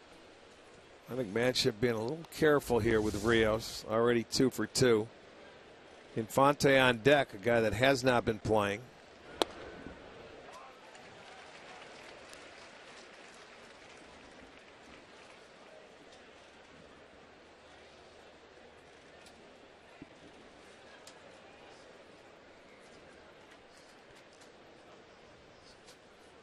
Here's the 3-1. And he missed ball 4. Bases are loaded with 2 down. Well, Rick, Hector Santiago of the Angels lasted 2/3 of an inning in his start tonight against the Minnesota Twins. Okay, is that who was starting for the Angels? Torrey Hunter hit a 3-run homer, and it's 5-0 Minnesota in the second. That didn't take long, did it? Well, long way to go in that one.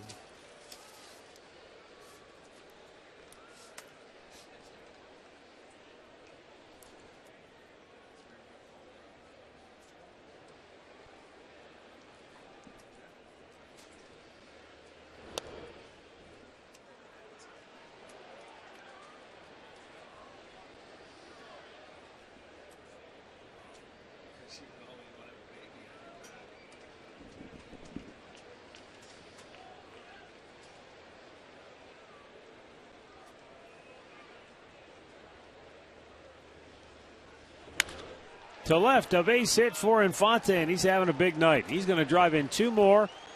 5 RBIs on the night for Omar Infante.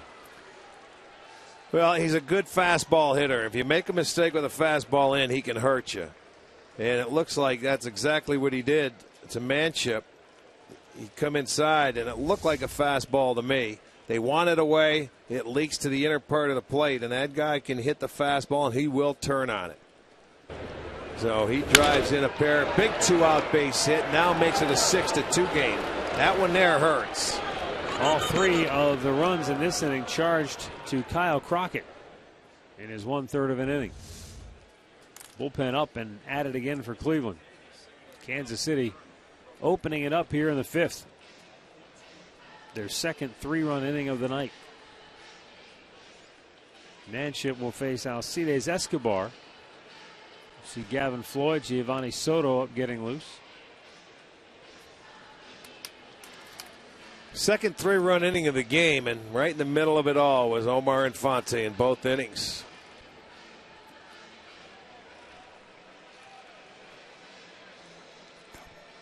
That's one way to get your name back in the lineup card with more frequency. Go out and get a couple of knocks, drive in 5 runs.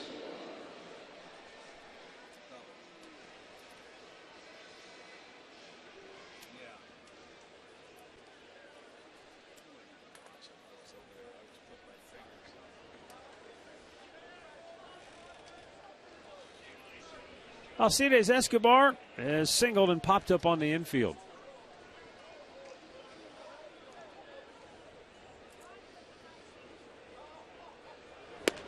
Outside corner, paints it for a strike.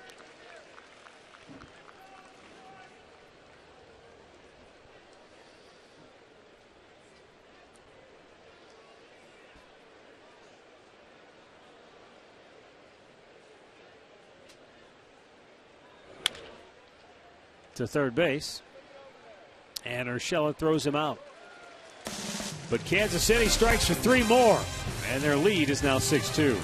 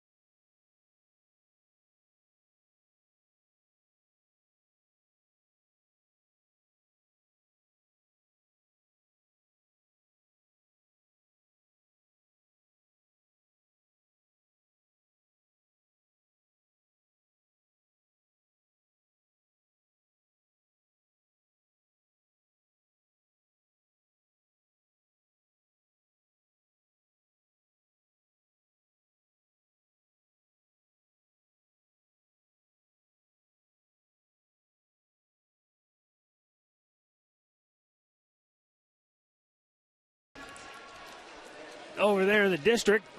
Lots of good items, good eats at Barrio.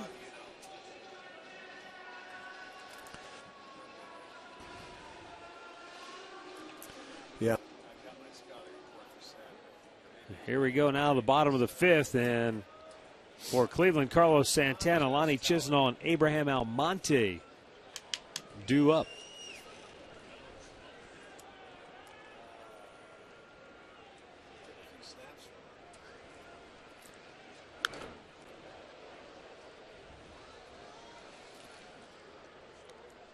This is the thing that Kansas City has done when Ventura has been on the mound. We told you his last 7 starts, he is 5-1. The Royals are 6-1, but they've been giving him 7.3 runs per game, and they're at 6 tonight. So he's been benefiting by a lot of run support.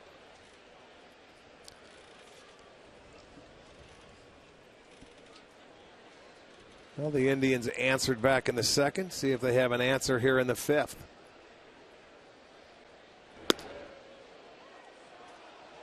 Santana not in agreement, but he's in the hole 1-2.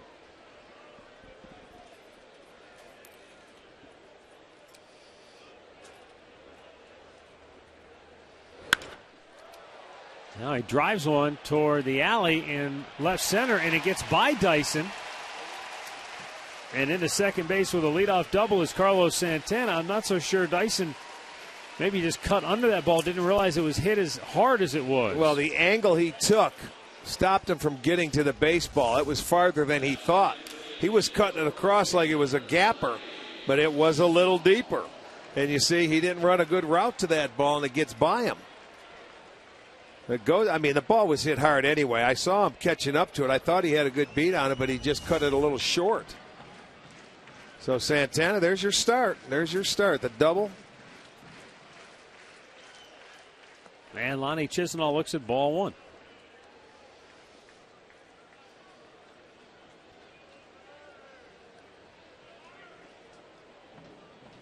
Lonnie grounded out on the first. He walked in the third. And caught the outside corner. And quickly Perez goes right out. You know, he's thrown a couple of those pitches that really take off. He's been out there a number of times tonight to talk to Ventura. Boy, I'll tell you what, when he pitches, this guy behind the plate works awfully hard. If it's been any indication tonight, because he has been blocking balls in the dirt. He had to make that one terrific play he made earlier in the game. Threw the fastball by him, and it's 1-2. See, I think right there that was a four-seam fastball. He's been throwing that little two-seamer that runs, and I think he went out to tell him, let's go. You're throwing 96. Why not throw the four-seamer? You don't want to mess around, fall behind and counts, and there you go. 96, and it's by him. And that's strikeout number 4.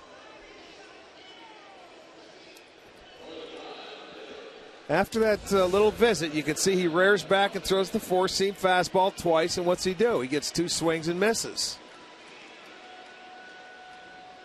Maybe Perez knows what he's talking about. You'd think he would listen.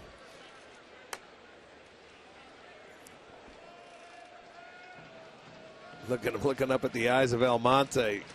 Almonte should get a heater in this at-bat. There you go. Base hit in the right field. Santana was looking back on the ball, and he'll stop at third. It's okay. Indians at the corners with 1 out. He started him off with a changeup. And Almonte was ready. He hit it hard enough. Rios gets to it. They can't score Santana. That was that changeup down. So good job by Almonte to get the base hit. Both teams now with 8 hits. And the Indians looking to cash in here. Opportunity is out there. First and third, 1 out. Yan Gomes will be the batter. He's 0 for 2 on the night.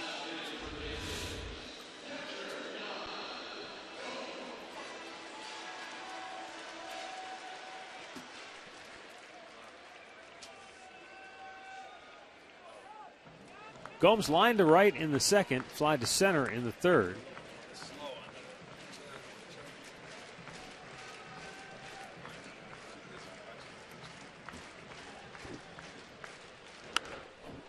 kind of feel like both times when he's been up, he's had pitches to hit, and he's just by a fraction of an inch just missed him.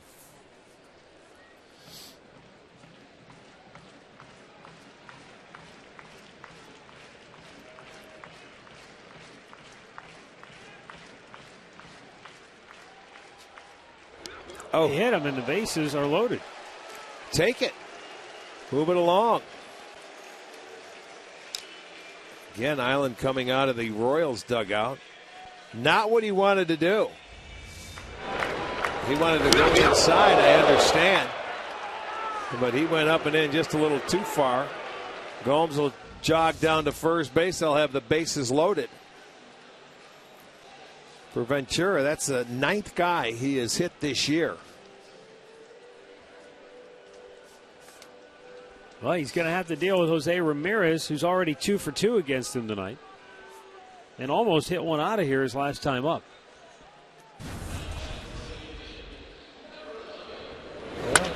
Jose tonight, base hit in the hole the first time up. He tried to quick pitch him. Second time up, broke a bat. That was not a bad pitch. It was a better job of getting a base hit right there. But Ramirez 2 for 2. Now the bases are loaded. Slowly chopped up the middle. Nope, not going to get it. Safe. And the Indians will get a run. Slow developing, and they really couldn't do anything else. They had to wait for that big hop, and he had to give that slow flip over to Escobar. So the hustler Ramirez will get the Indians a run. Here you go. He had to wait for that high hop. He got it to him as quickly as possible, but the speed of Ramirez beats it out. Good hustle.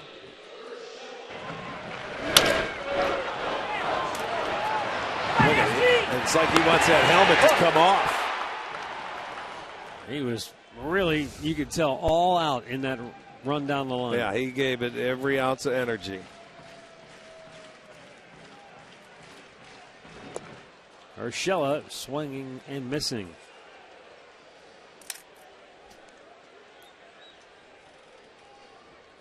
Gio smacked one back up the middle off the leg of Ventura in the second inning and then struck out his last time up.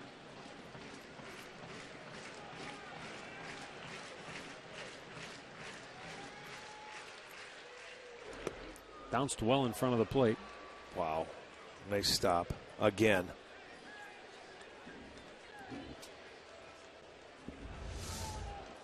That's a big man behind the plate, and look at, he just takes that body, makes it look easy.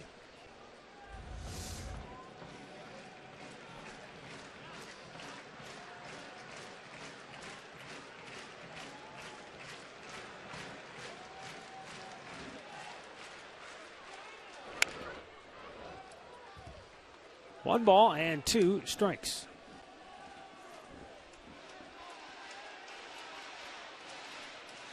Ryan Madsen, who we saw a couple nights ago, is getting loose.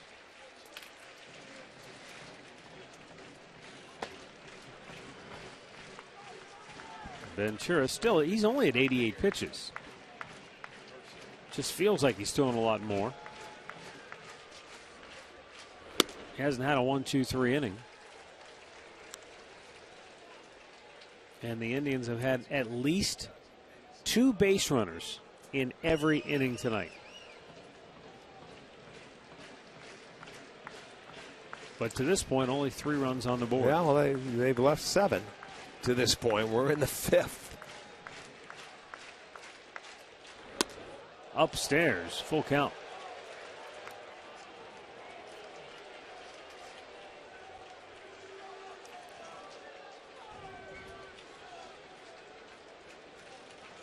You know, Kipnis is waiting on deck. Should Urshela reach?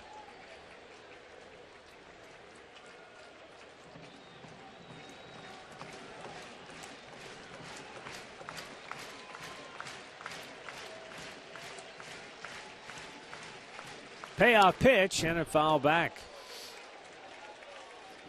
Well, he had one to hit and fouled it off.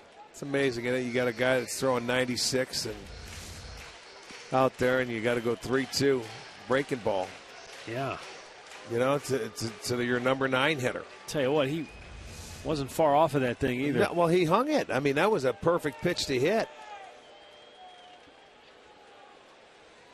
Which is probably what both Perez and Infante are telling him. Look, go with your four-seamer, the 96. Well, it's almost like they've been babysitting this kid all night long, going out and talking to him a number of times. The pitching coach been out there. Infante's been out there 3 times. Perez has been out there a half a dozen times. In the dirt, he walks him, and the bases are reloaded. Yeah. Top of the order, Jason Gibness. Yep, that's only the second walk. It seems like he's had more than that, but Kipnis now with an opportunity, had a 2-out base hit back in the second, and that's when Ventura got caught standing on the mound, didn't back up the play at home plate, and it cost him a run. So he had 1 2-out base hit. See if he can get another here, and they'd be right back in the ball game.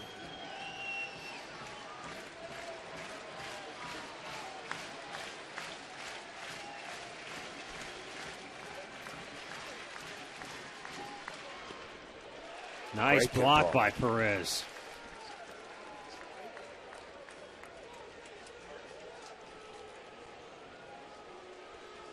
Again, he is going to go to the mound. Didn't say anything, just almost like give him a pat on the back to say, let's go. But boy, with a guy that throws as many 96, I've never seen so many breaking balls and changeups.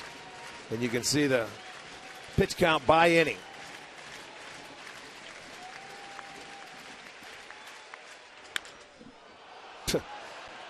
To first ends the inning. So the Indians get a run back, but they leave them loaded. 6-3 Kansas City through 5.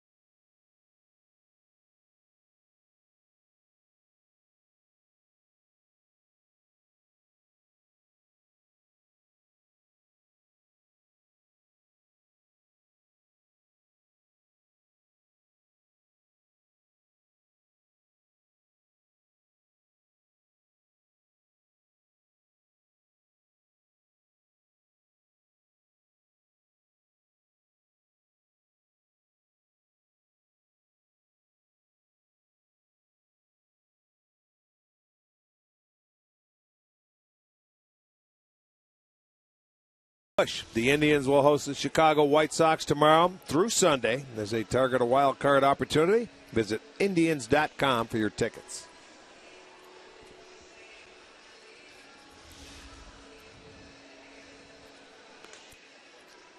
Gavin Floyd coming on to pitch for Cleveland. Only his 5th appearance of the year. He's worked 6 innings. He's walked 3, struck out a couple. Trying to just get a little feel as he goes into the offseason. Had the elbow fracture in spring training, a re-injury of the same problem he had a year ago. That put him on the shelf almost the entire season. Saved these last few games. A starter by trade, but working out of the bullpen here just to get some innings under his belt at the end of the season. Well, right now he'd like to throw a 0 up there. Keep it a 6-3 ball game.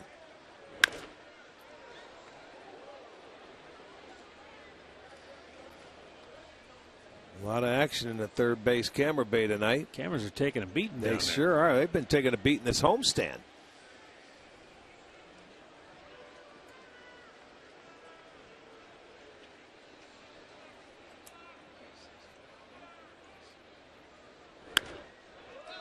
Popped him up. Urshela. One down.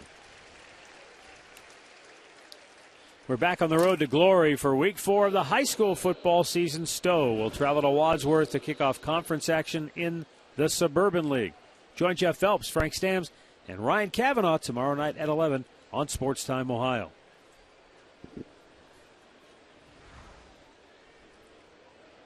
Ben Zobrist 0 for 3 on the night. He is flied out, grounded out, struck out. And takes a strike.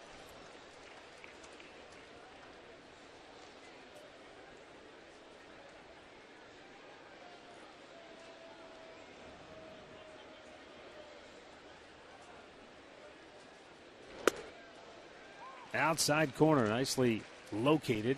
0-2.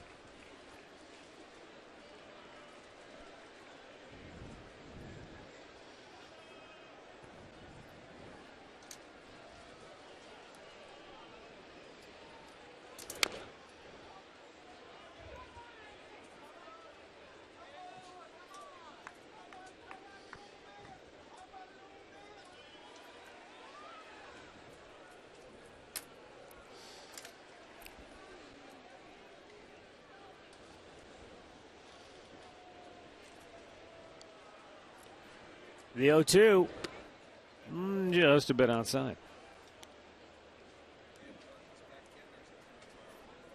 Indians, after tonight, welcome the Chicago White Sox to town for a weekend series.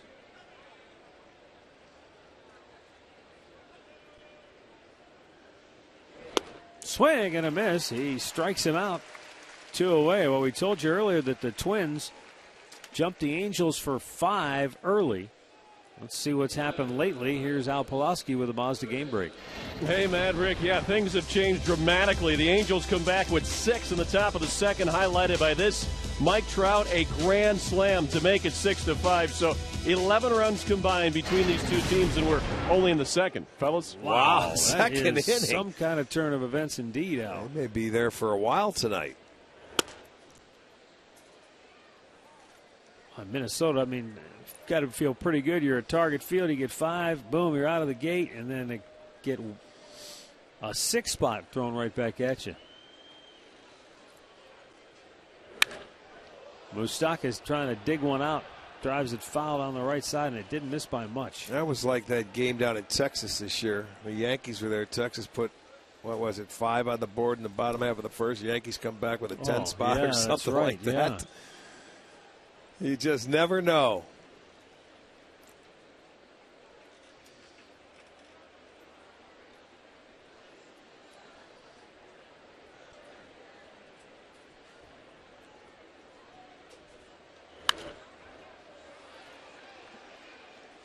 One and 2 the count on Mike Moustakas.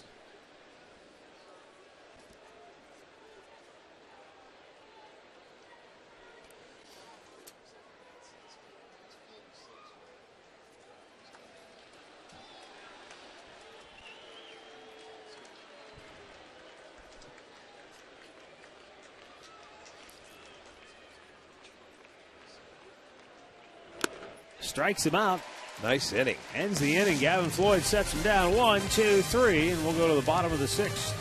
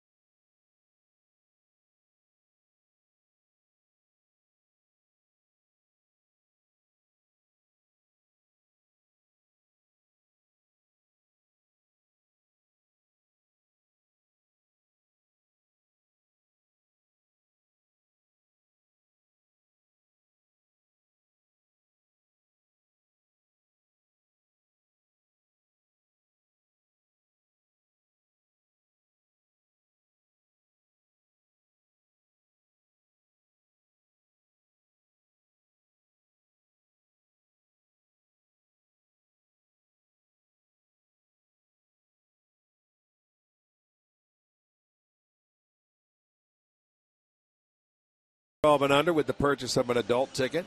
Kids are located in the family deck here at Progressive Field. Log on to Indians.com today.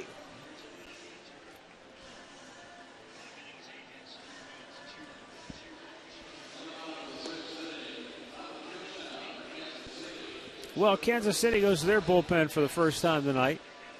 Ryan Madsen, right-hander, will come on. Yordano Ventura, what a weird game for him tonight. He went 5 innings. He allowed 8 hits, 3 runs, 2 earned. Didn't walk anybody. Struck out 4, hit a batter. Oh, he did walk somebody. 2 walks. But the Indians had all those opportunities against him. Yeah, they left 10 men on base to this point. And the difference tonight for Cleveland offensively is something they've done a lot of, the 2-out scoring. Couldn't quite get the big hit to bust loose an inning necessarily. Other than that second inning when they got the RBI and then a gift on the air. But they had second and third, 1 out in the third. They had 2 on in the fourth. They had bases loaded in the fifth. Got a run there, but they've been a very good 2-out run-scoring team of late.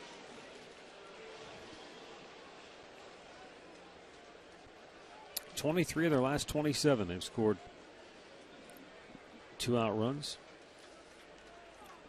And that was big in that second inning because there were 2 outs and nobody on base when that began. Right. Just like they did last night when they put 3 on the board.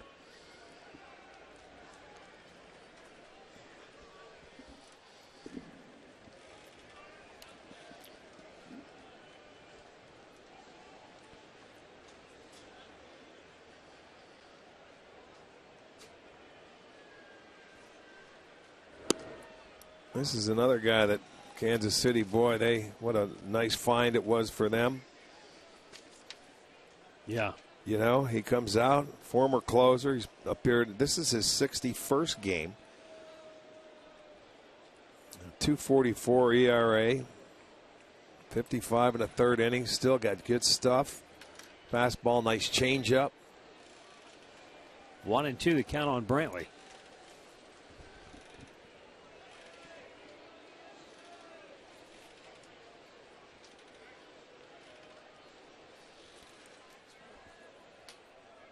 You know, one time you looked at that Royals bullpen and how in the world are they going to get all these guys enough opportunities?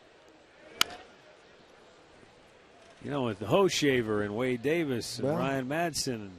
Well, when it gets down Greg to it, they may get their opportunities Pereira. now. Well, when it comes down to it, they'll stick with the ones that get them there. If they can get their 6 innings from their starters, that's going to be the key. That's where you're going to see the other guys getting their work if they can. But it does. It boils down. You know, you talk about a bullpen, how great a bullpen is. It still boils down to the starting pitchers. And it's caught on a line drive by Infante. 2 down.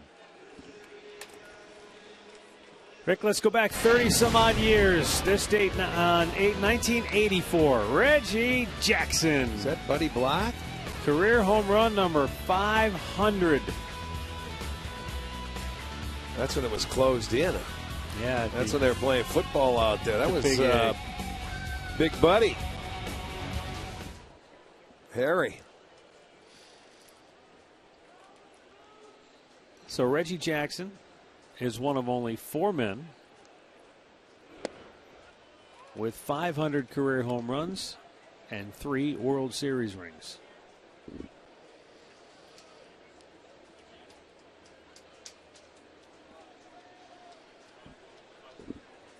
David Ortiz just joined that group.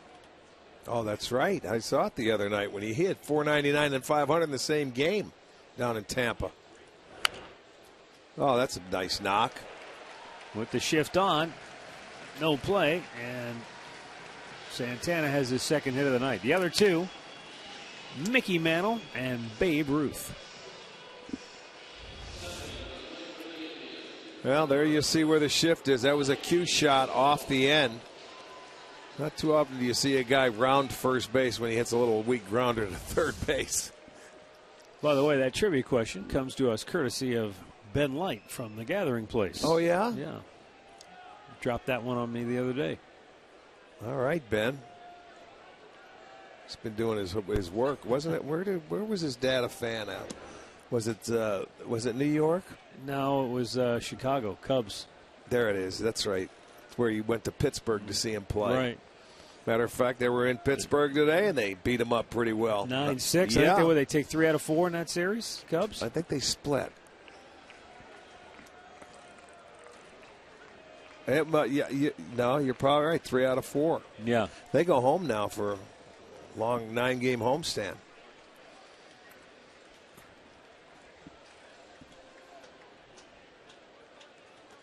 Okay. And the Pirates got to go to the Dodgers, right? I think they're going to the West Coast. Yes, they are. They're going out to L.A. Here's the 1-0 to Lonnie. Swung on and missed. Nice changeup.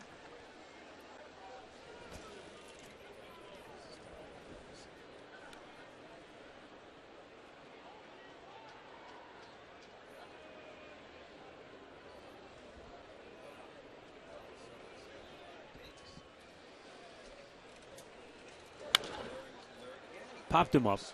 Out goes the shortstop Escobar. Inning over. 6 complete. 6-3 Kansas City.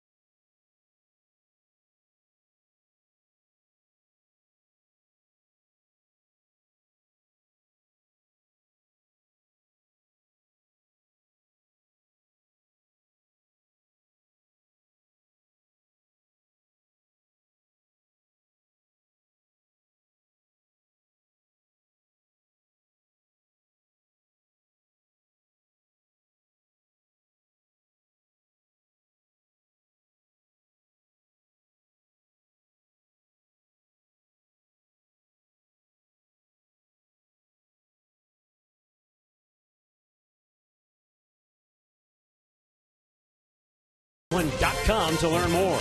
By Levin Mattress, located in all Levin furniture and freestanding locations. And by AT&T Uverse, has more channels on the go than cable.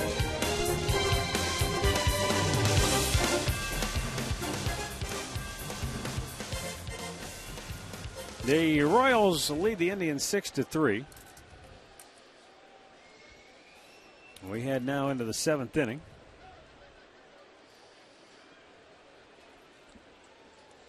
Kendry Morales, Eric Hosmer, Salvador Perez. Gavin Floyd pitched a 1-2-3 6th inning, so he'll stay on to work the 7th. Yeah, and looked pretty sharp doing it.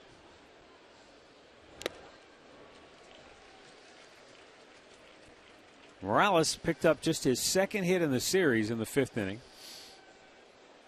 It came on a 2-0 pitch, and it was from the other side of the plate.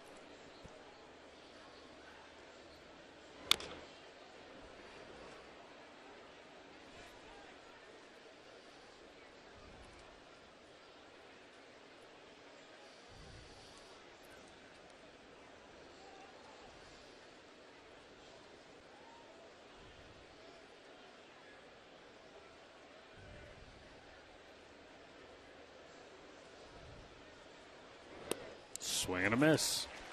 Down goes Morales. 3 in a row struck out by Floyd. Check it out on the Nissan pitch tracker. It's a nice breaking ball down. He is susceptible to that pitch. He likes to go after it. So 3 straight strikeouts for Gavin Floyd. He's looked sharp.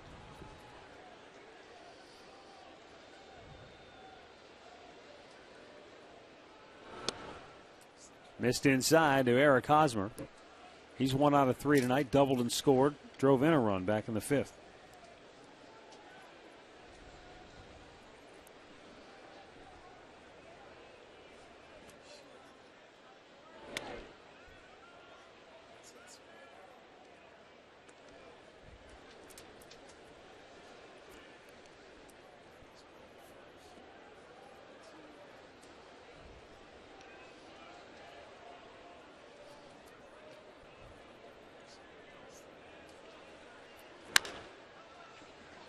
Routine bouncer for Ramirez. Hosmer is out number 2. And that is 5 up, 5 down for Floyd. Baseball on Fox returns Saturday with a Subway Series as the wild card leading Yankees take on the National League Eastern Division leading Mets. Then it's these Kansas City Royals going up against Detroit, a game you'll only see on FS1. Coverage begins at 12:30 Eastern on Fox, 7 Eastern on Fox Sports 1, and streaming live on Fox Sports Go.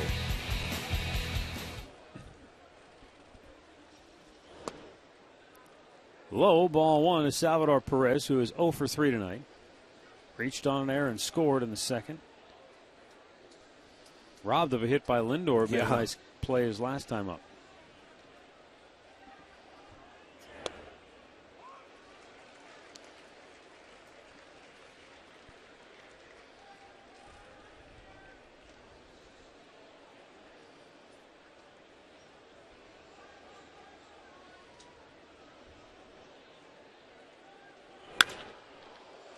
Hit pretty well, deep center, and that's way over Almonte's head off the wall. That's a single.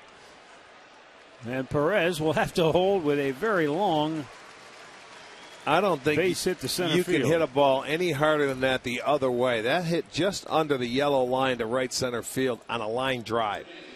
Shows you how strong he is, and just watch him. It wanted it away. It stayed up. Boy, he stayed on it. He thought he hit a homer, and he didn't miss by much. Look at that, just under the yellow line. It comes back into play. That's a long single.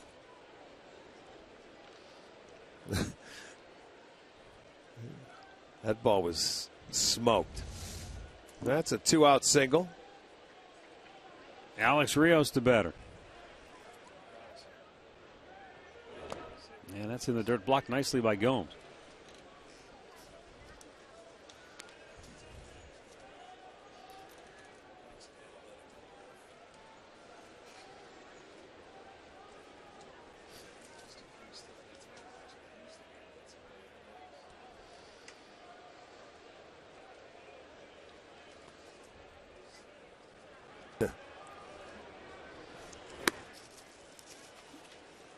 Rios with 2 hits tonight. He's hit now in 8 straight.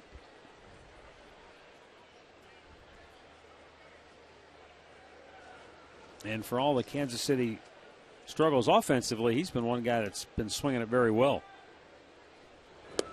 10 hits in his last 23 at-bats.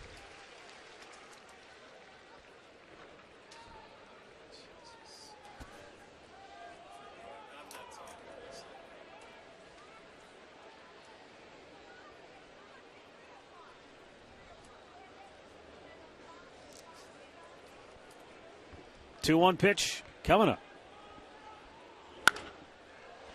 Deep left. It's over Brantley's head. One hops the wall. Perez stops at third. Rios in the second with a double. Rios is having himself a night. 3 for 3. He's been on base all 4 times. So it was a good thing that that ball was only a single by Perez, or they would have had a 2-out run. Here's our Yellowwood bringing the lumber. Omar Infante. 3-run homer his first time up. Second homer of the year against the Indians. The only 2 he's hit this year. Then he had a 2-out, 2-run double in the 5th. I'll tell you what, he picked on a couple fastballs inside, and he delivered. So he's had a night. Rios and Infante hasn't been playing. They just inserted him in. This is the first time he started in, what'd you say, 11 games? And he was inserted in about 8 games ago for a defensive replacement. Yep. What a night. Ned Yost made the right call tonight. Well, this is the second time he's had 5 RBIs in a game against the Indians. He did it August 31st back in 2013.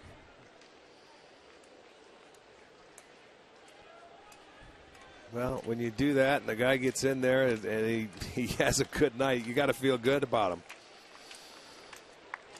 He's saying, I want some more playing time, Skipper. I don't want to be sitting here watching.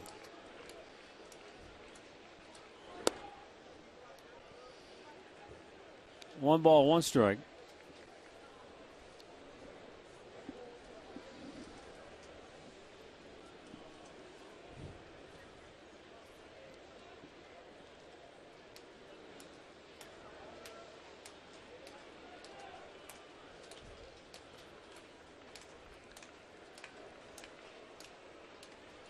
Now the pitch. Upstairs.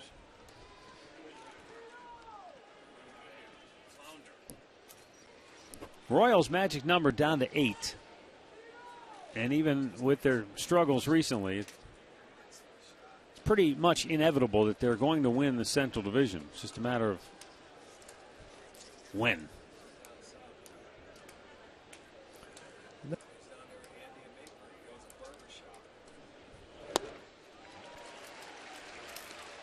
Two balls, two strikes.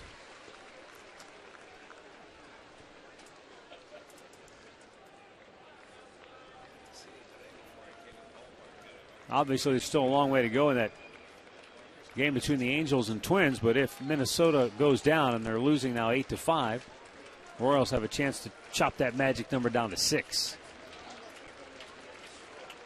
The 2-2. Outside.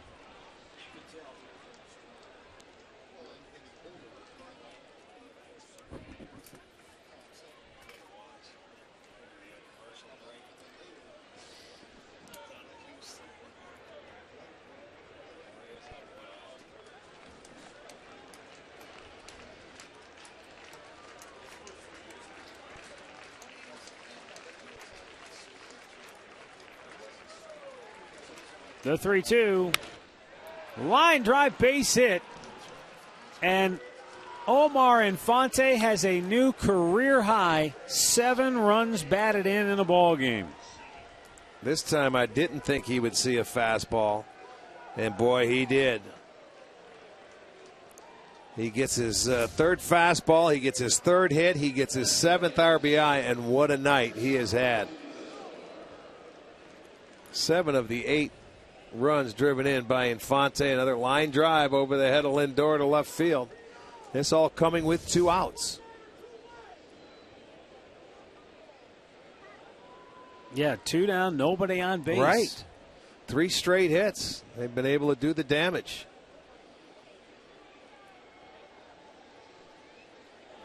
And Alcides Escobar looks at a ball down low. He is 1 for 3 on the night. Escobar singled back in the second.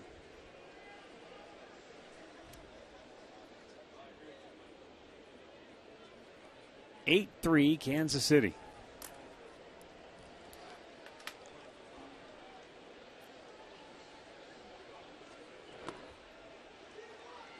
I suppose that's a challenge when you're a manager and you've got the expanded rosters.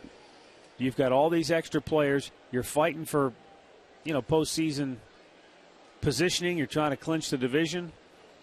I mean, you want to put your best players out there every night, but you're trying to balance, well, I can't just let these guys rot on the bench either. No, they still have to see action. And, he's going to be around, and Zobrist has been the guy that's been the hot hitter. That's why he's been playing second base. No, that's 4 consecutive hits off Floyd here in the 7th. And that's going to be it for Gavin. Yes, indeed.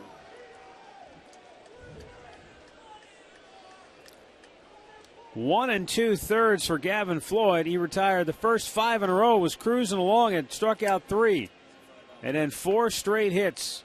2 more runs for the Royals. They lead it 8-3.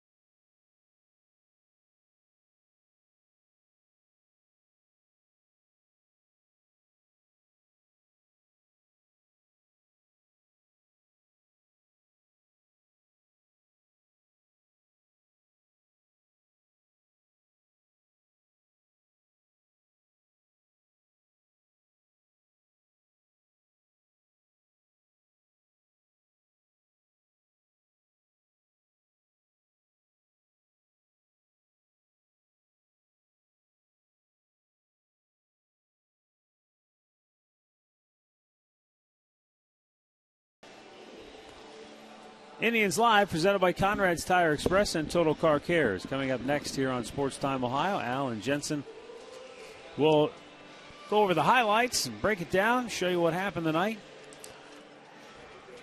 Meantime, Indians go to the bullpen here for Austin Adams.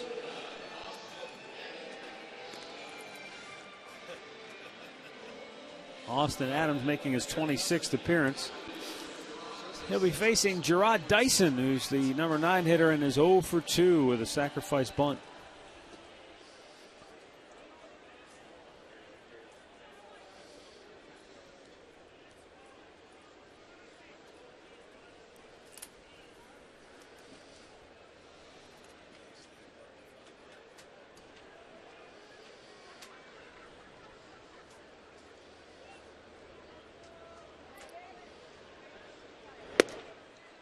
Strike called.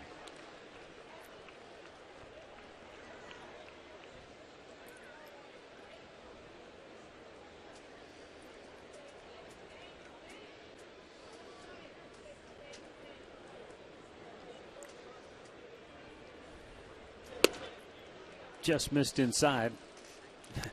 Austin's running it up there 98 miles an hour. Well, he has a very good fastball and a good slider. It's all about command. Yeah.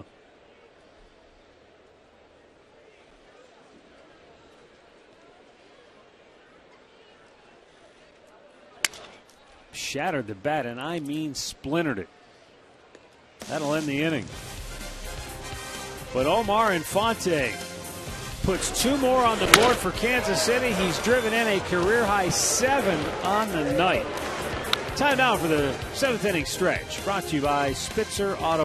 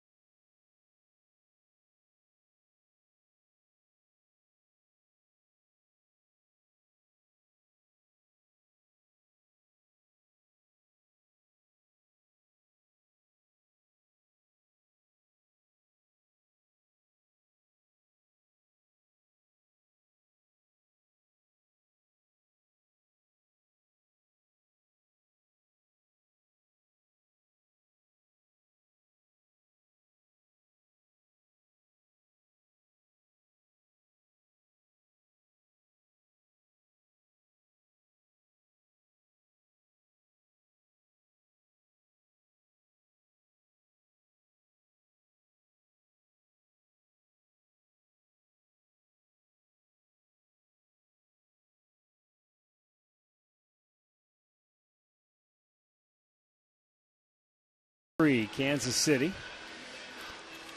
And we're only in the bottom of the 7th inning. But the new pitcher for the Royals is right-hander Kelvin Herrera, making his 65th appearance of the year. Another guy with a blazing fastball.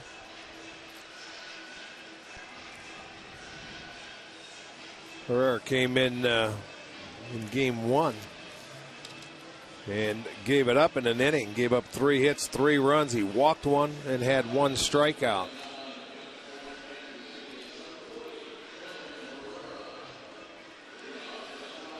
He's another one of those guys you look at and think, how does anybody ever hit this guy? But yeah, well, you see he struggled on at least the last couple appearances are on this road trip. And Kansas City from here will go to Detroit for the weekend. But yeah, we've seen this guy at his best, and we have seen him give up a lot of runs to the Indians at times. But when he's on his game, he can get it in the high 90s. He's got a good changeup and also a good breaking ball. And Abraham Almonte takes ball one.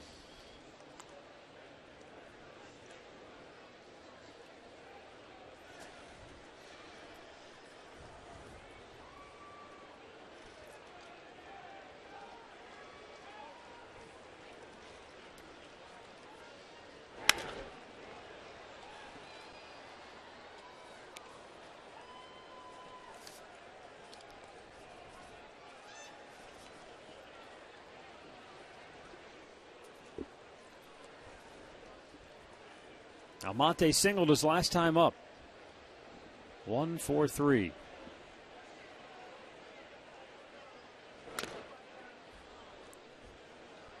Boy, Perez he hasn't had enough happen tonight. Yeah. That one looked like it went right into the glove, and that didn't feel good. He'll take a little stroll. It's a foul tip. Deflects. Oh, that went right into the chest protector. Yeah. I wonder at what point, if you're Ned Yost, you got a 5-run lead, you're clicking them off down the stretch here. Do you save a few innings on Perez and take him out after he takes a foul shot? Who knows like if that? he even wants out? I mean, that's the one thing. Yost was a catcher in his day. He knows what it's like. So I mean, he'd obviously stay on top of it. But this is a guy that he plays every day. He plays hard. He goes through it. He's their heart and soul over there.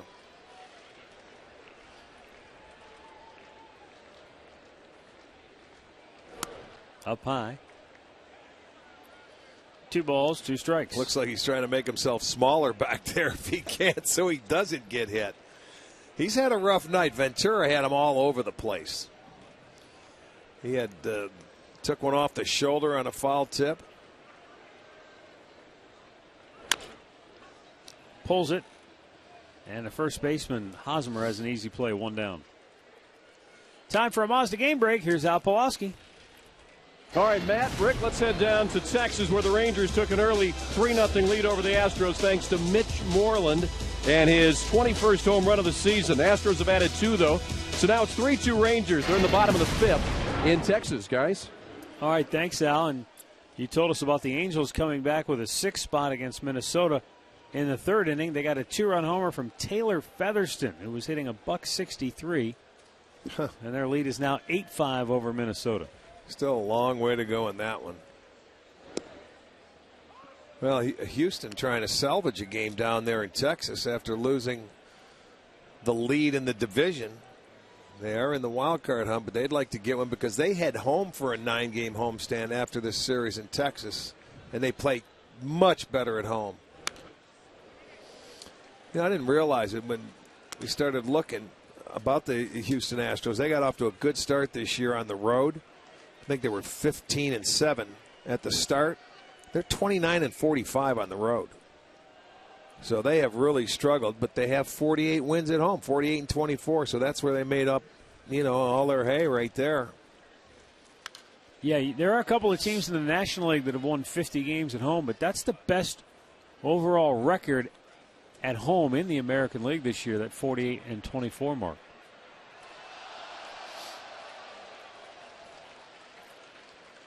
Well, that's the thing. If you can stay right around 500 on the road and go home and clean up.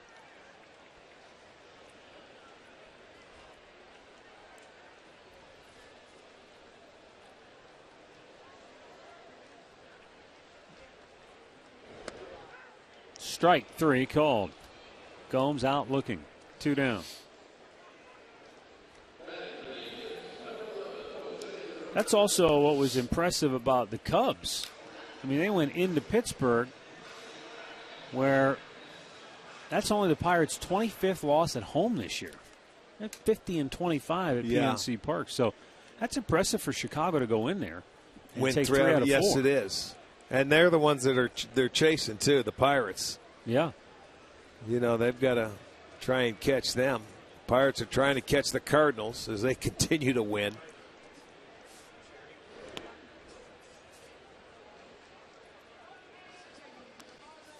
Pretty strong division in the National League Central. I mean, the shame of it is that Pittsburgh and Chicago are going to be the wild card teams in all For likelihood. one game. Yeah. And one of them is going home after one game. One game, that's right. High pop. Shallow center. Dyson comes in. Indians go 1-2-3. We'll head to the 8th. 8-3, Kansas City.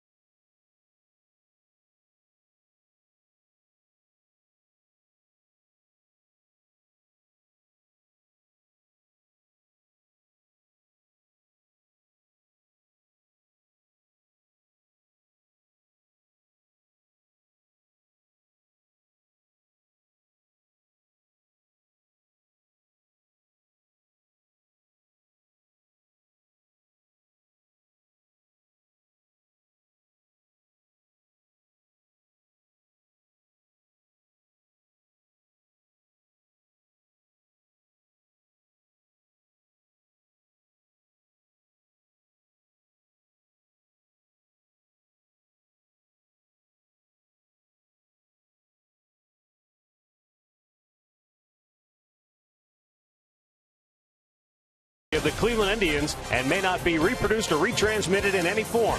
And the accounts and descriptions of this game may not be disseminated without the express written consent of the Cleveland Indians.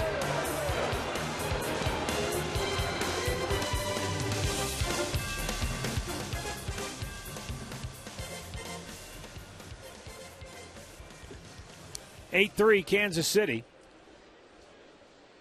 They come to bat here in the 8th inning, top of the order. Ben Zobrist to lead off, and Austin Adams throws it by him. Adams got the last out in the 7th inning.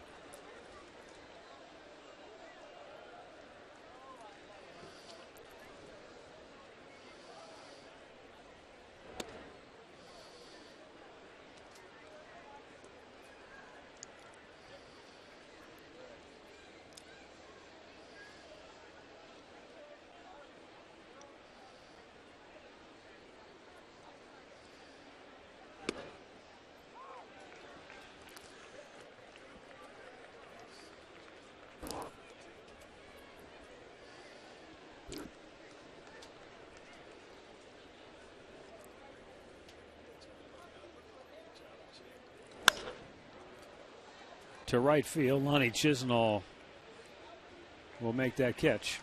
One down. As promised earlier, it's Miller time, brought to you by Miller Lite and Omar Infante, the former Tiger, doing a number on the Indians tonight. Boy, he sure is. Every fastball he sees, he's hitting it. And he has cashed in 7 RBIs on the night. He has been the big gun for Kansas City.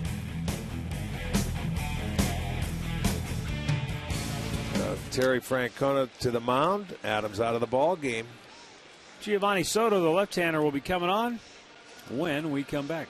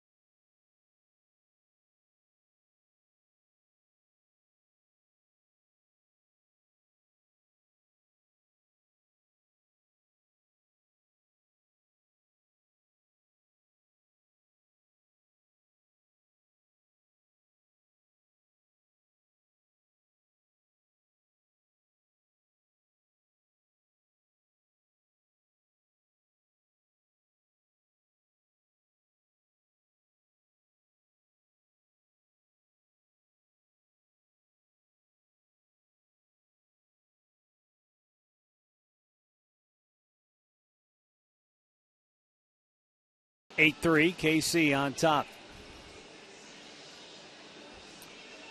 And for the Indians, left-hander Giovanni Soto coming on. It's his 4th appearance this year. No wins or losses. He hasn't pitched a whole lot. There have been a couple of times he's literally come on and thrown one pitch. Wasn't it twice? Uh-huh. I think he did it twice.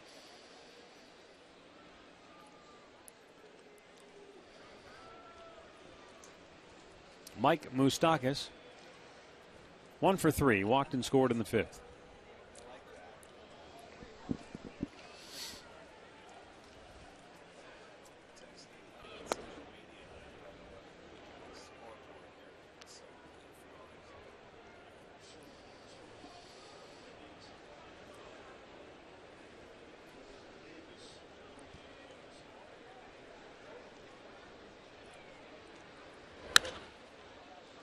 Popped him up. Lindor calling for it. Called off. And it's Ramirez who makes the catch.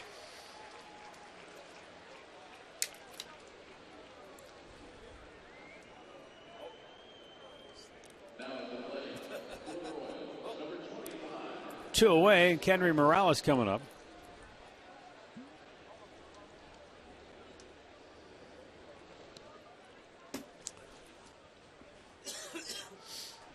Morales 1 for 4. He singled and scored in the 5th. He has struck out his other 3 times up.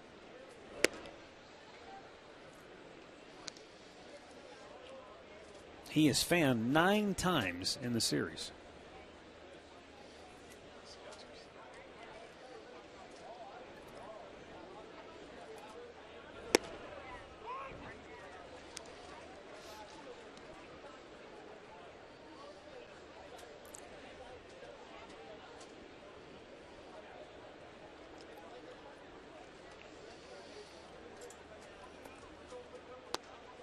Big swing and a miss. Looked like a changeup.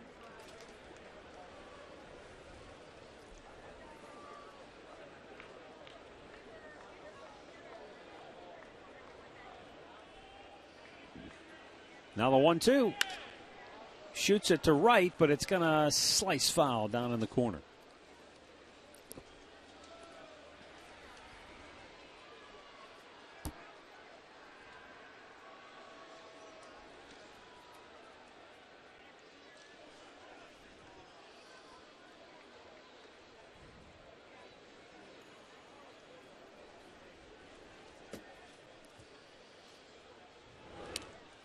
That goes to the backstop as Soto lost the handle on that breaking ball.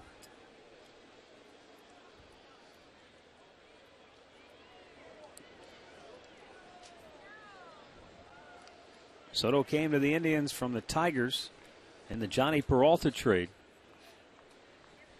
Took him a long time to get here, though. Oh. Missed inside, full count.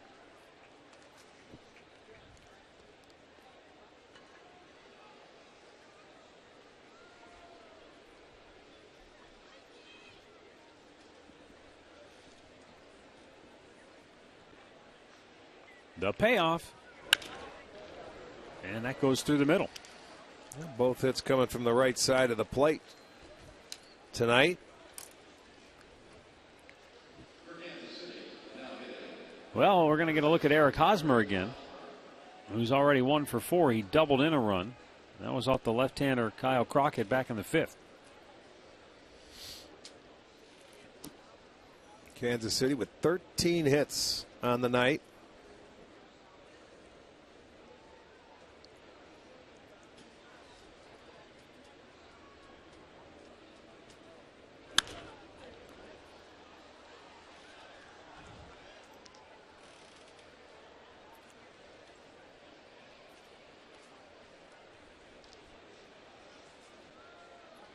Yeah, the Royals have 13 hits. The Indians have left 11 men on base.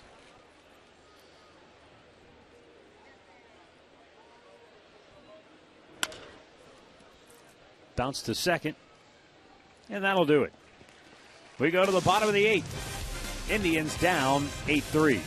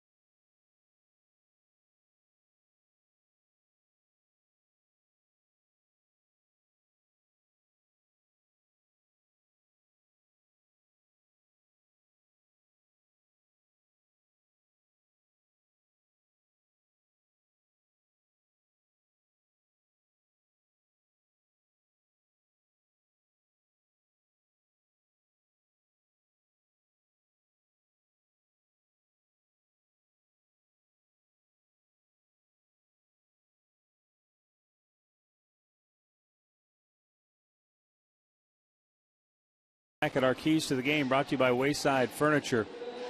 Francisco Lindor looking for that energy. Well, he played good defensively, and he's got a base hit in the ball game, 7 hits in the series.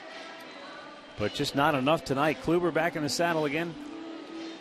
Unfortunately, it was only for 4 innings. That was the sad thing, because then they had to go to that bullpen, and you got to cover that many innings. They did some damage. They scored 5 runs off the pen. And Wade Davis coming on to pitch here in the 8th.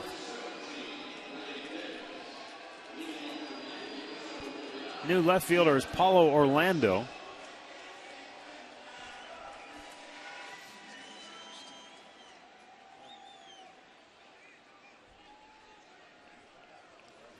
And Giovanni Urshela to lead off for Cleveland, 1 for 2. Singled and scored in the 2nd inning. Struck out in the 4th, walked his last time up.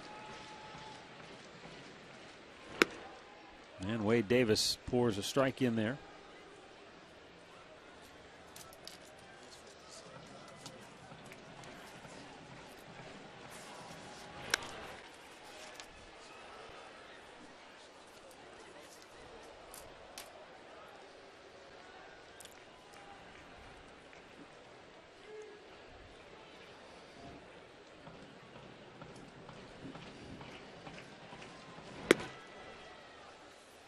And quickly, Urshela disposed of, 1 down.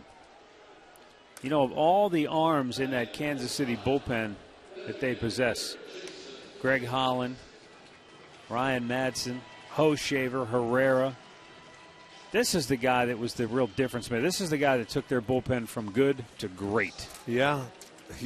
He's the setup guy, and he has been unhittable for the most part for the last couple of years.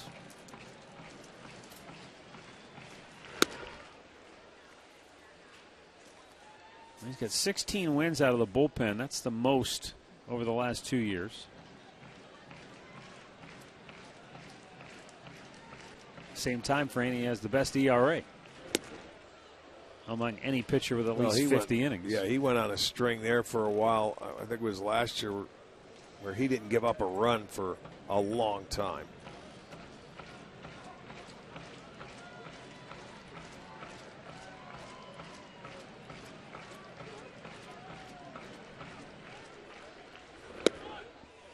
Well, he gave up 2 runs August 13th to the Angels.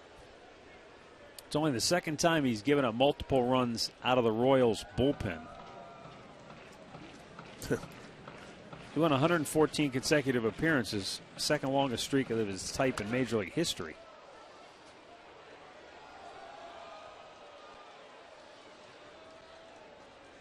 He also won a club record 125 2/3 innings without allowing a home run. Not surprisingly, that streak came to an end in Toronto. Yeah, of all people he's going to get when you go figure.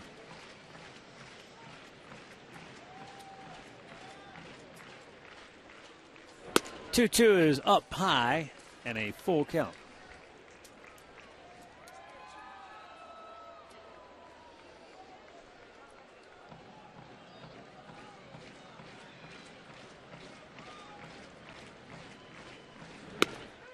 Strike 3 called. Kipnis can't believe it. 2 down.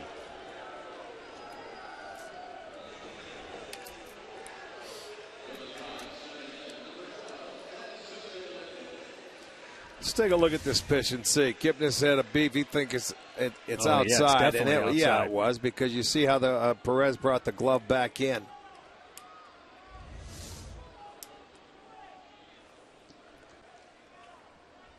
Now that's going to bring up Francisco Lindor. 1 for 4 on the night. And a breaking ball in for a strike.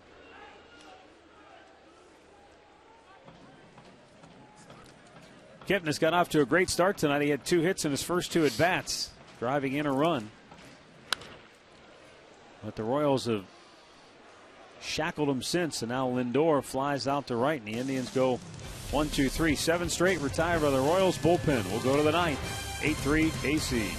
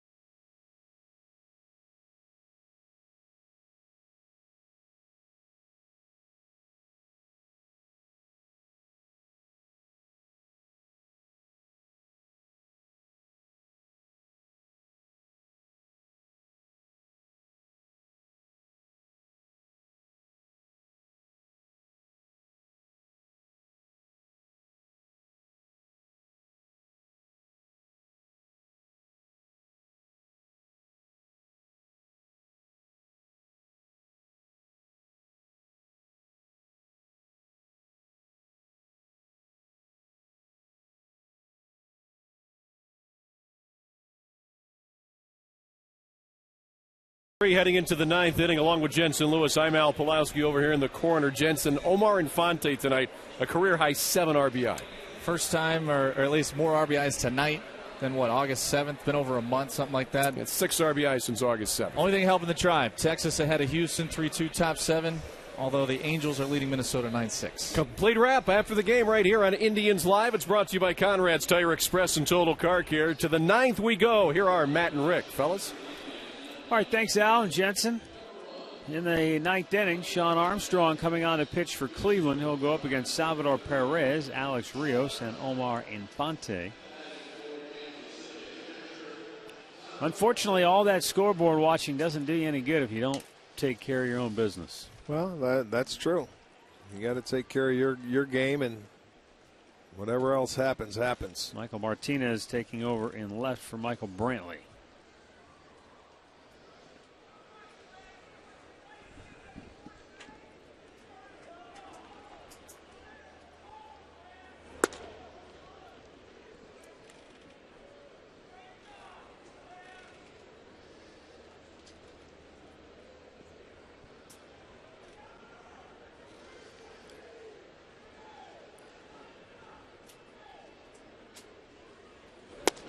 Perez has had a tough night behind the plate as far as the foul tips go, getting hit.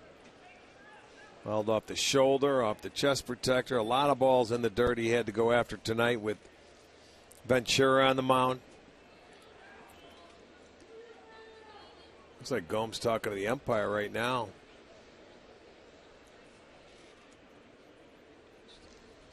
The 2-0 is fouled right back.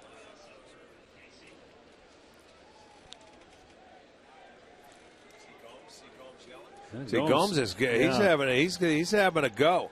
Perez is just looking up there because he's the benefactor of getting the calls. Gomes is just trying to help his pitchers out, and they got a pretty good conversation going on. The 2-1. Oh, and a nice grab at third by Urshela. That was a hot smash if there ever was one. Another atom ball for Perez. I mean, that was a low one. You didn't know if it was going to short hop you or not. Right into the glove. I'm sure the conversation between Gomes and Chris Guccione is, look, if you're going to call that strike to Jason Kipnis where it's clearly off the plate, then don't squeeze my guy when we come back here and make him have to throw it right on the dish. If you want to keep the game moving because it's 8-3 and you're going to expand the strike zone, fine, but do it both ways.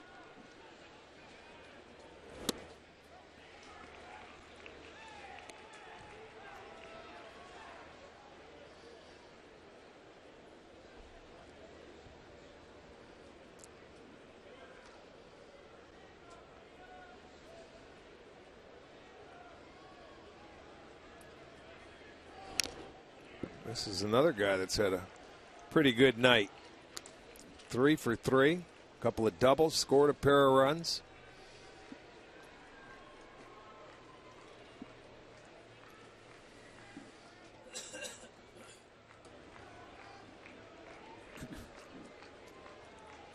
Now the 0-2. Swung on and missed. Armstrong strikes him out, and there are 2 down.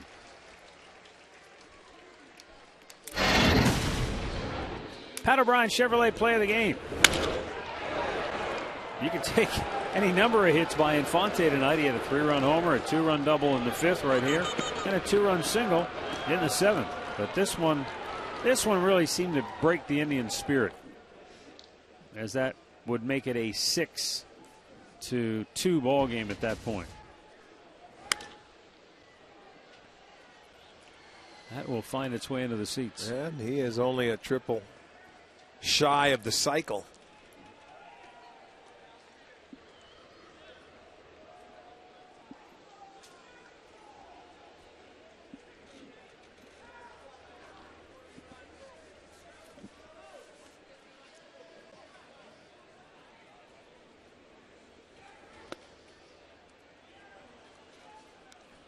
One ball and 1 strike.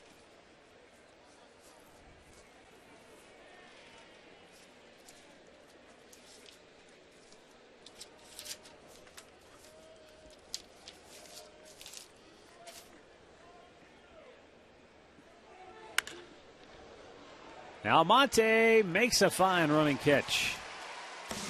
Royals go 1-2-3. We go to the bottom of the ninth.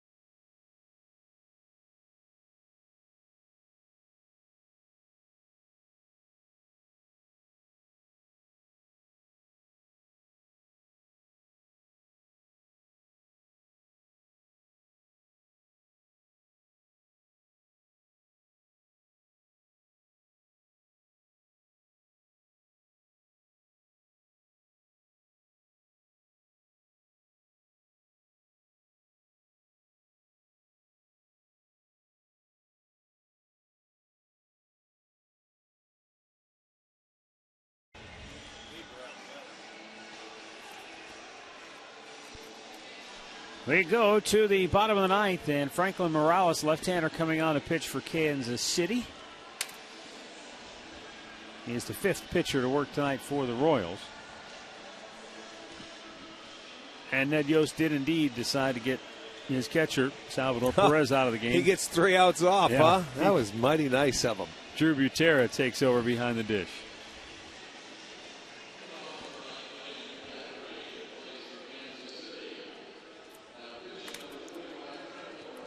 For Cleveland, Michael Martinez, Carlos Santana, and Lonnie Chisenhall due up.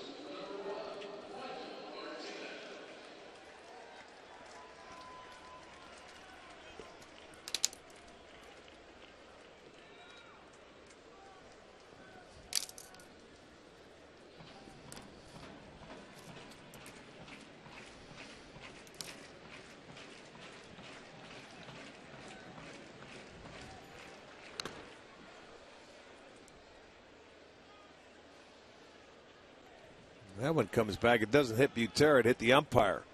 Perez was in there. Would have got him first. Yeah. Rick, with Martinez taking over for Michael Brantley, Michael ends up with his 3rd straight game without a hit. First time that's happened since August of a year ago. Well, that is strange.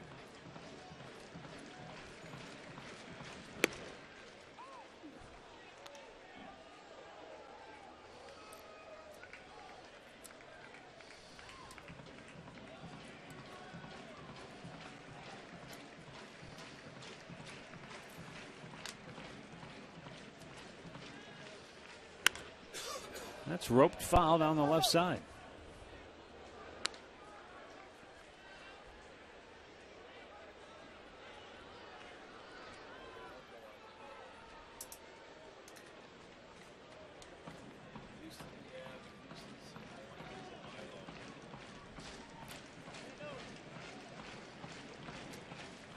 The 0-2. Out of play.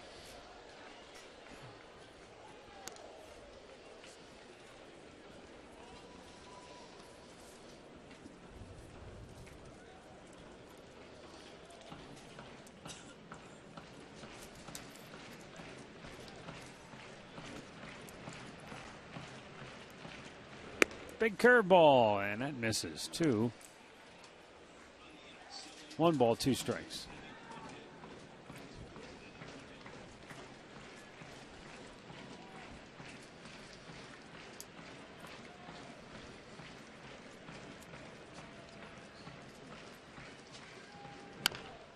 Chopped towards third.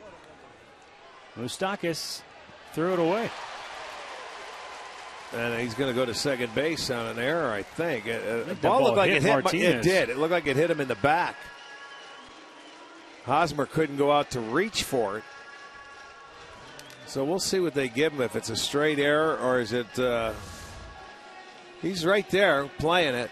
The throw is going to be wide, so that's just going to be a flat-out error. There's a throw way off line. So an error on Moustakas, a fourth error for the Royals tonight, which ties their season high. They had it 4 in July against Toronto.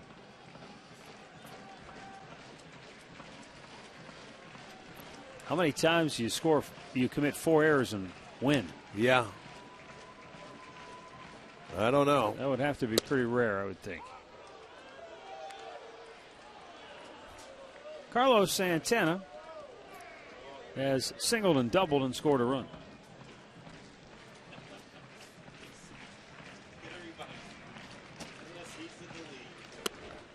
That one took off on him.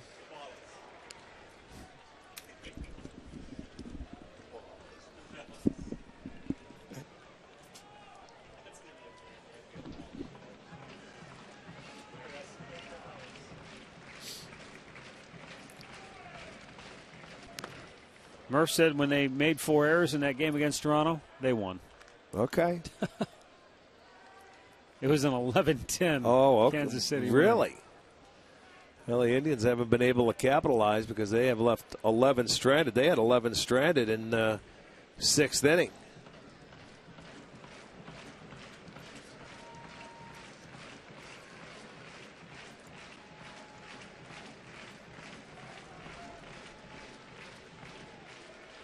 In the dirt. 2 balls, 2 strikes.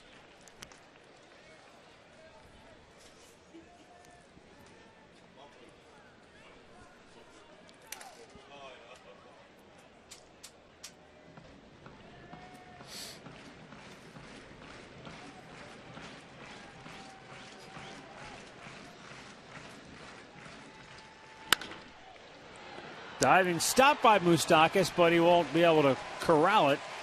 And Santana has an infield single, his 3rd straight hit in the ballgame. Martinez stays at second, and now they've got 2 on with nobody out. And now you wonder if he's going to get, Greg Holland is getting up in the Kansas City bullpen.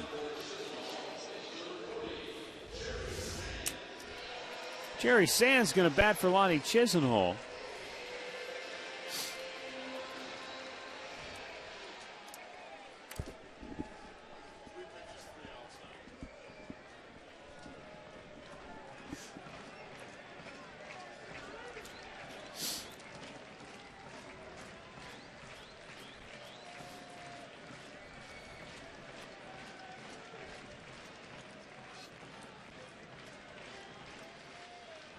Curveball, and it drops in for a strike.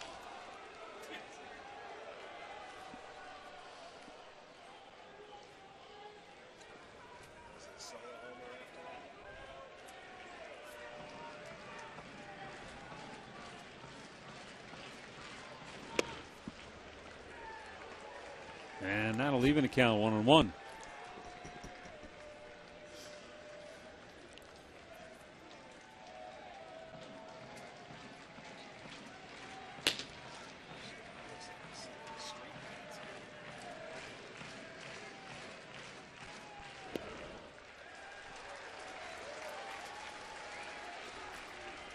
Two balls, 1 strike.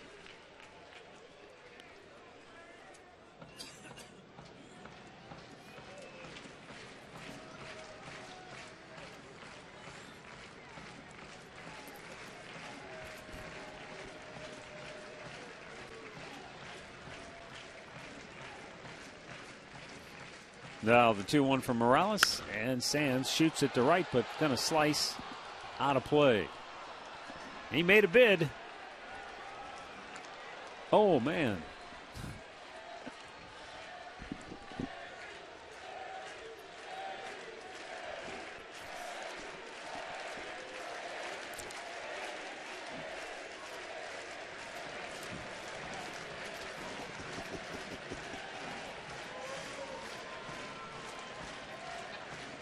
Jerry Sands wheels the bat around with 2 on, nobody out. He awaits the 2-2 pitch and he fouls it back.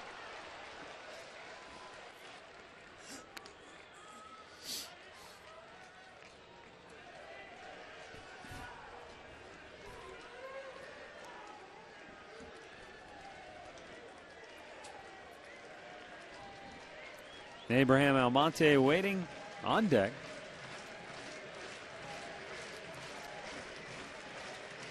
And Morales with a 2-2.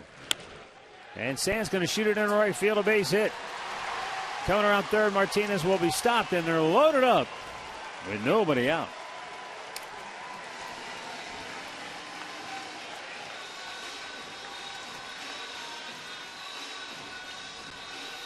Went down and in. It looked like it with a little cutter. Sands able to fight it off, go the other way, and out comes Yost. Stayed inside the baseball, gets it in there for a base hit. So the Indians now with bases loaded, nobody out. And in comes the closer, I think. I don't know if he made the call yet, but I would imagine he did. Well, you got the tying run on deck, so now it is a safe situation. He waited a while to make the call. So Morales is out. Greg Holland is coming on when we come back.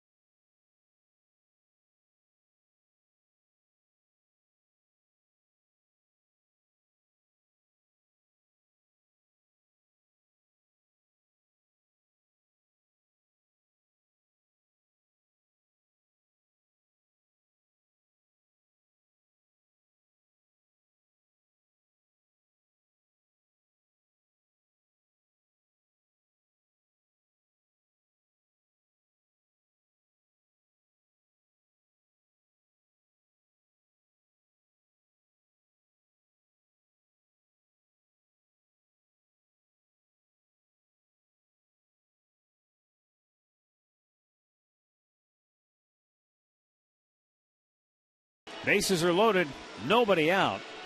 And Abraham Almonte is coming on to bat for Cleveland while Greg Holland is the new pitcher for Kansas City. It is a save situation. He's 31 out of 35 on the year. Franklin Morales loaded him up without recording an out, though there was an error behind him that started the inning.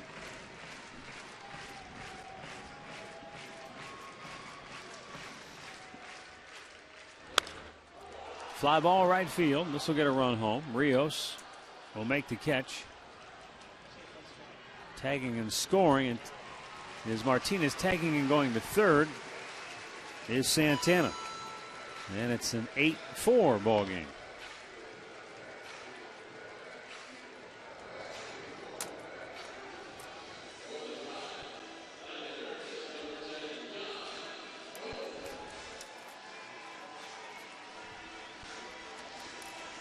So first and third, one out, and Yan Gomes the batter. He's 0 for 3 on the night. Gomes was hit by a pitch back in the 5th inning.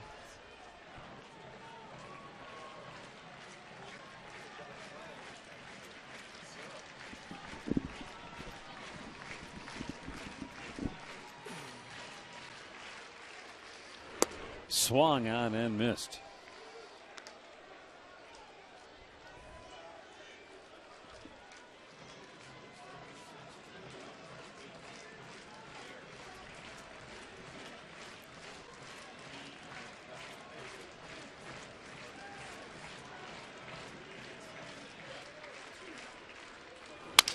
Broke his bat. Steps on second, throws to first. Double play ends the game. Escobar finishes off the Indians. Tribe gets a run here in the ninth, but they fall by a final count of 8-4 as the Indians and Royals split the 4-game series. And once again, the Indians fall back a game below 500 at 72 and 73. Kansas City leaves town 86 and 60. They'll at least trim one game off that magic number. It goes down to 7. And if Minnesota loses tonight, it could be down to 6 by the time they wake up tomorrow morning. Greg Holland will earn the save. It's his 32nd of the year. And Yordano Ventura gets the win, even though he only went 5 innings, and he's 12-8. And another tough luck loss for Corey Kluber. He only went 4 innings tonight because he hadn't pitched in a couple of weeks, but he'll end up the loser, and he is 8-14 on the season. Well, Omar Infante was the man for Kansas City tonight, getting his first start in about 11 days. And he certainly made him pay. He came up with some very big hits starting from the second inning when he hit the 3-run home run and then didn't stop there. He continued to add on. So 7 RBIs and a huge night for him. Yeah, new career high for Omar Infante. So the Royals win it. And the Indians and KC split the 4-game series. We're back with you tomorrow night when the White Sox come to town to open up a 3-game weekend series. For Rick Manning and Andre Knott, I'm Matt Underwood. Thanks so much for watching. Stay tuned for Indians Live, presented by Conrad's. It's coming up next.